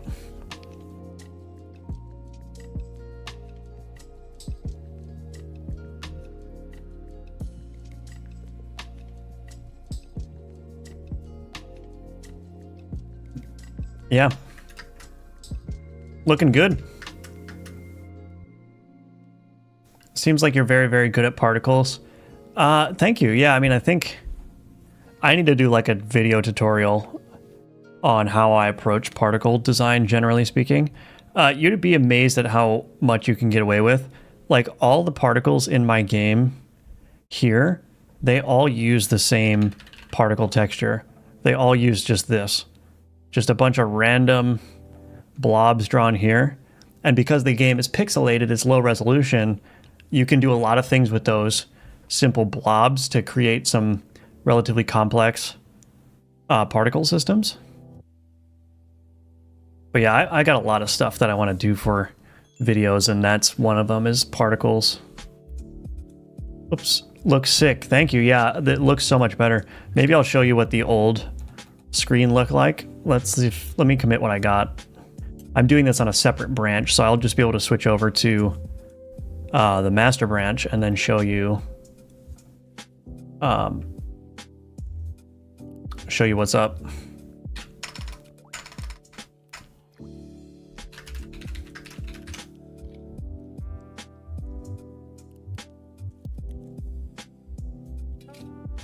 So if I switch to master,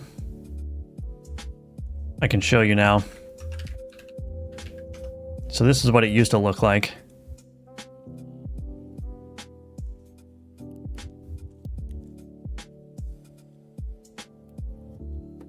it zoomed in before. Just very basic. So yeah, I think the new screen is looking much better. Oops.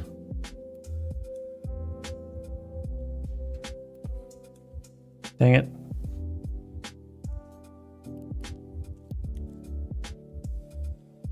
New screen is looking much better.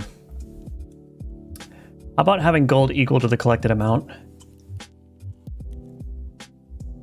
Well, I don't know.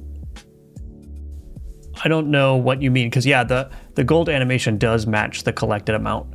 So it will be a longer animation if you've collected like 100 gold versus 3. Any plan on new Udemy course in GenieScript? Probably not a new one. What I would probably do is redo the platformer course for Godot 4, and then also go back and update the survivors course for the new Godot 4 features. But in terms of a new course, yeah, I'm not sure. Ooh, a particle video would be amazing. I could really use better practice at particle systems. I get a bit lost in the weeds with all the settings. Yeah, and the thing is, like, there's just like a handful of tips that I apply in almost all cases, and just applying those tips basically gives you a decent looking particle system with very little effort. And so yeah, that'd be something that I'd want to cover in the video. It's just if you follow like a couple of just like little like guidelines or rules, then you can get away with a lot. How did you choose the pixel size for your character in game? Is there a size that's easier to work with? Mostly what I did is I just chose the right balance of like detail and ease of creation. So I settled on 32 by 32 as kind of like my grid, because that's enough space where I can add a good amount of detail, but it's still a small amount of space to where like I'm not overwhelmed, and creating an asset doesn't take me like ages to do. So that's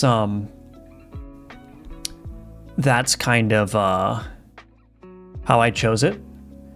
I probably wouldn't go, at the stage that I'm at right now, I probably wouldn't go more than 32 by 32, because like once I start getting into more detailed pixel art, that's where my kind of skill starts breaking down, because I haven't really practiced higher detail pixel art that much. So I tend to keep it anywhere between 16 and 32. That seems like a right balance to me.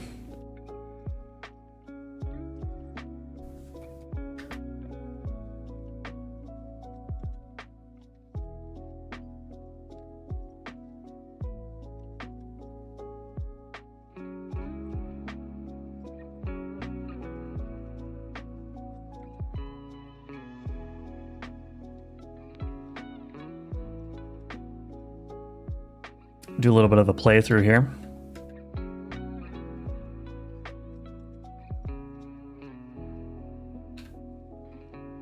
Zerk, imaginary friend. Oh, of course I want imaginary friend. Of course I want imaginary friend. Get down, Mr. President. I need to change the title of that, unfortunately, because it does not fit on the banner.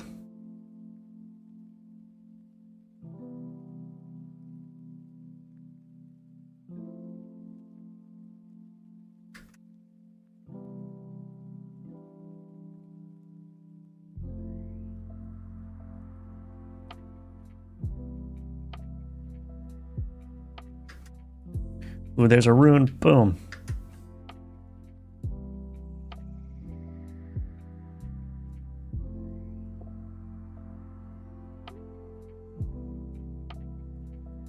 Did you make the character? I did, yeah.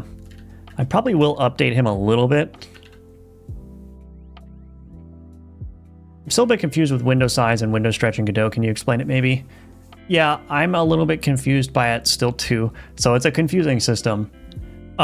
So the window size, so there's the window size. What you can think of it like is, so there's the viewport size and then there's the window size, right? So the viewport size is like, what is the canvas size that your game is going to be rendered to?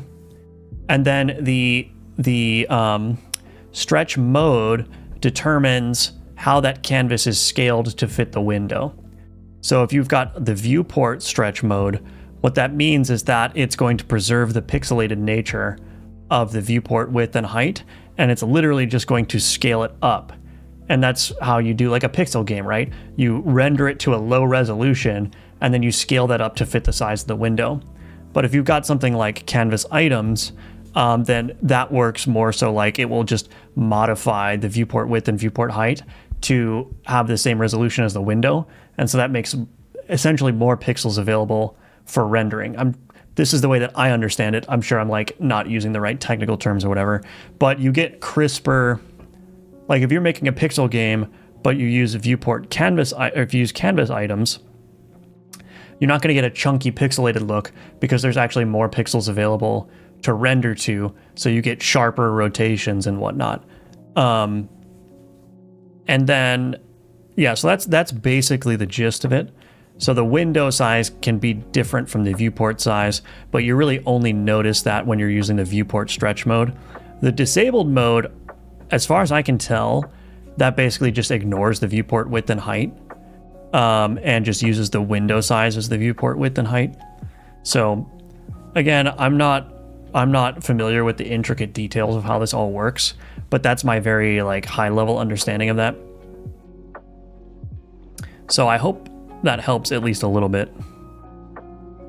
Do you use tweens for that level up UI animation? That oomph feels good. Yes. So in here, you mean? So if I do that, boom. Yeah, there's a lot of tweens. It's a mixture of animation players and tweens and all that good stuff.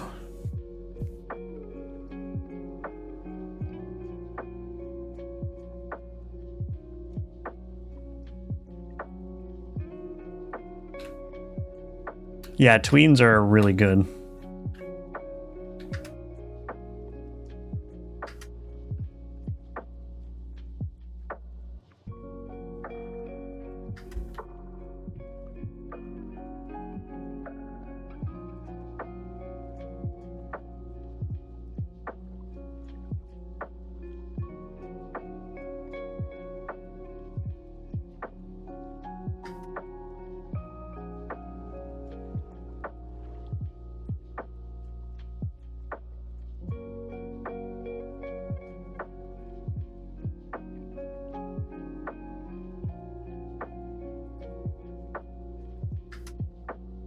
Yeah, everything's looking good.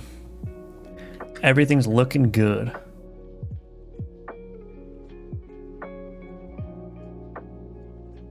How do you handle the enemy spawn? Does it randomly spawn at a fixed time? Well, what I do is I have... The way that it works is that there's a maximum amount of enemies that can be alive at one time. And that max amount increases as you progress. So that means that more enemies will be present in the level at a time later, at later waves. But yeah, so basically what happens is like there's a timer that runs, and every time the timer completes, it checks to see, okay, am I below the max number of enemies that needs to be spawned? And if so, then it will just spawn the missing amount of enemies randomly into the level. And so that allows me to control like how difficult each wave is, because it's not just like spawning enemies endlessly. It will actually stop spawning enemies if you're not killing them fast enough. And the way the game works is that you want to kill enemies as fast as possible, because with every enemy you kill, you get a chance for that enemy to drop gold and runes and health. And so obviously, the more enemies you kill, the more opportunities you have to collect that loot. And so you're actually incentivized to kill as many as possible. But the game is not going to overwhelm you with enemies. So it's kind of like you basically get thrown as many enemies as you can handle.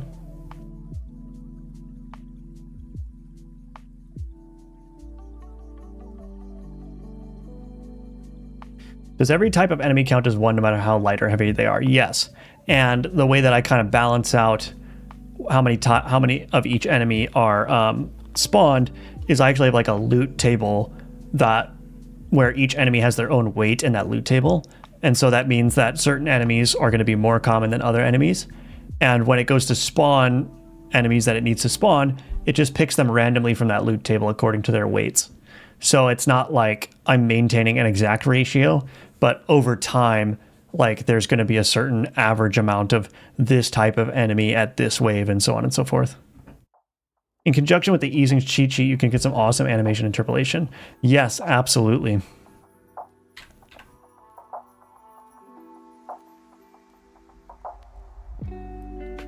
Okay, if there are any other questions, I'm happy to answer them. Otherwise, I will probably be calling the stream there because I am hungry. I need to eat some lunch. So I'll wait for a second if there are any other questions that are going to come in. In the meantime, again, please check out the links in the description below. You could check out my Udemy courses. That's a great way to support me financially, but it's also a great way to kickstart your Godot learning process. Otherwise, there's a bunch of free ways you can support me. Like the video, subscribe, watch my videos, and sign up for my email list at firebelly.com. Nice explanation. Thank you for the IDR 20,000. Very much appreciated. Thank you. Thank you, Nanda. Does the waving animation on the upgrade title use a shader or a tween?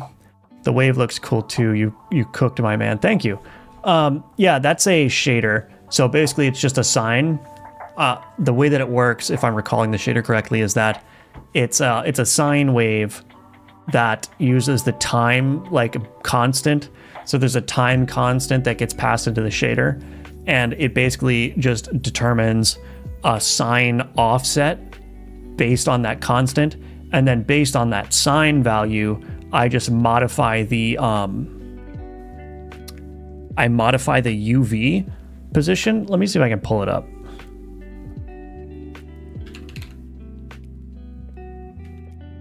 Banner wave. I wrote this shader quite a long time ago, so I have to get reacquainted with it. Just give me 1 second here.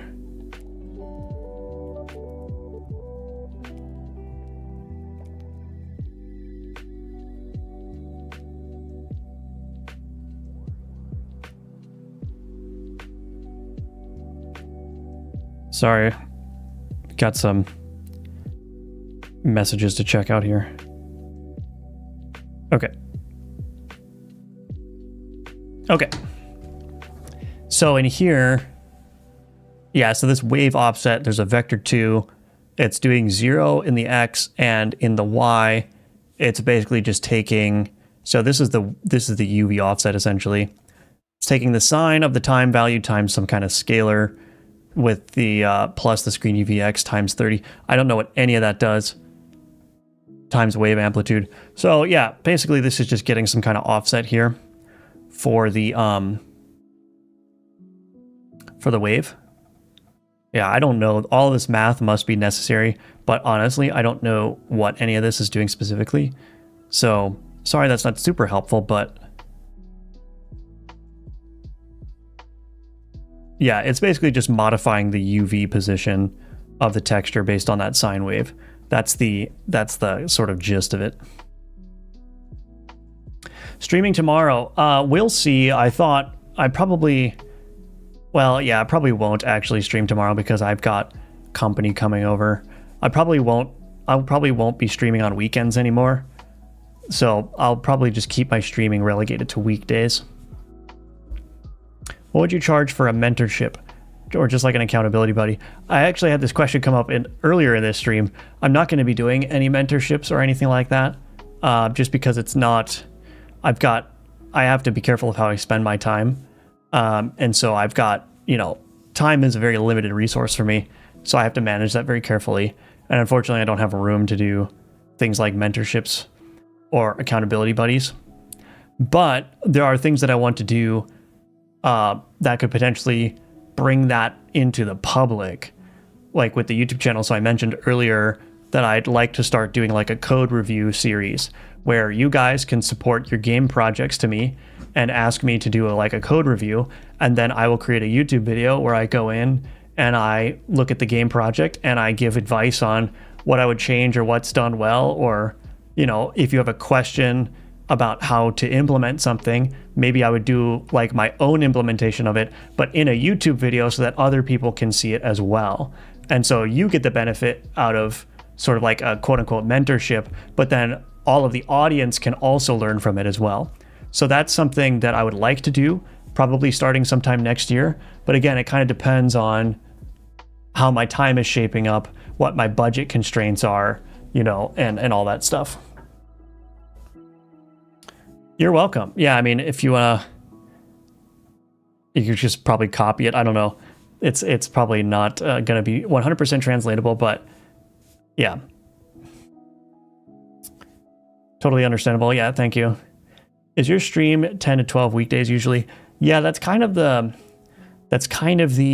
schedule that I'm settling into. So yeah, that's roughly correct.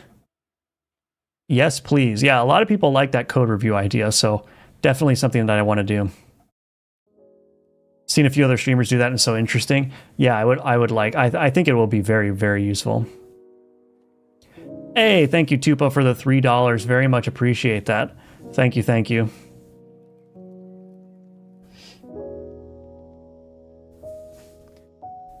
All right, well, you guys are very generous. Thank you for all of your support. Thank you for watching. Really appreciate it.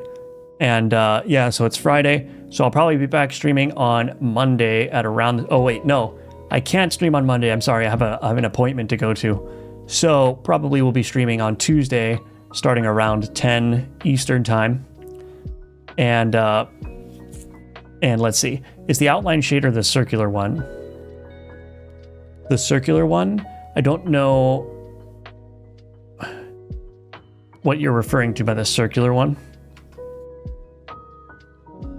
I do have an outline shader, but I just copied this shader from the Godot shaders website. Oh, the one with red circles that don't overlap. Yeah, that's a modified outline shader. So I have an outline shader that just shades things like with a normal outline, but I did have to modify the outline shader a little bit for that telegraph circles that you're referring to. But yeah, basically what that is that's just a bunch of solid circles that are put into a canvas group so that they can be treated as one unit. And then that canvas group has an outline shader applied to it.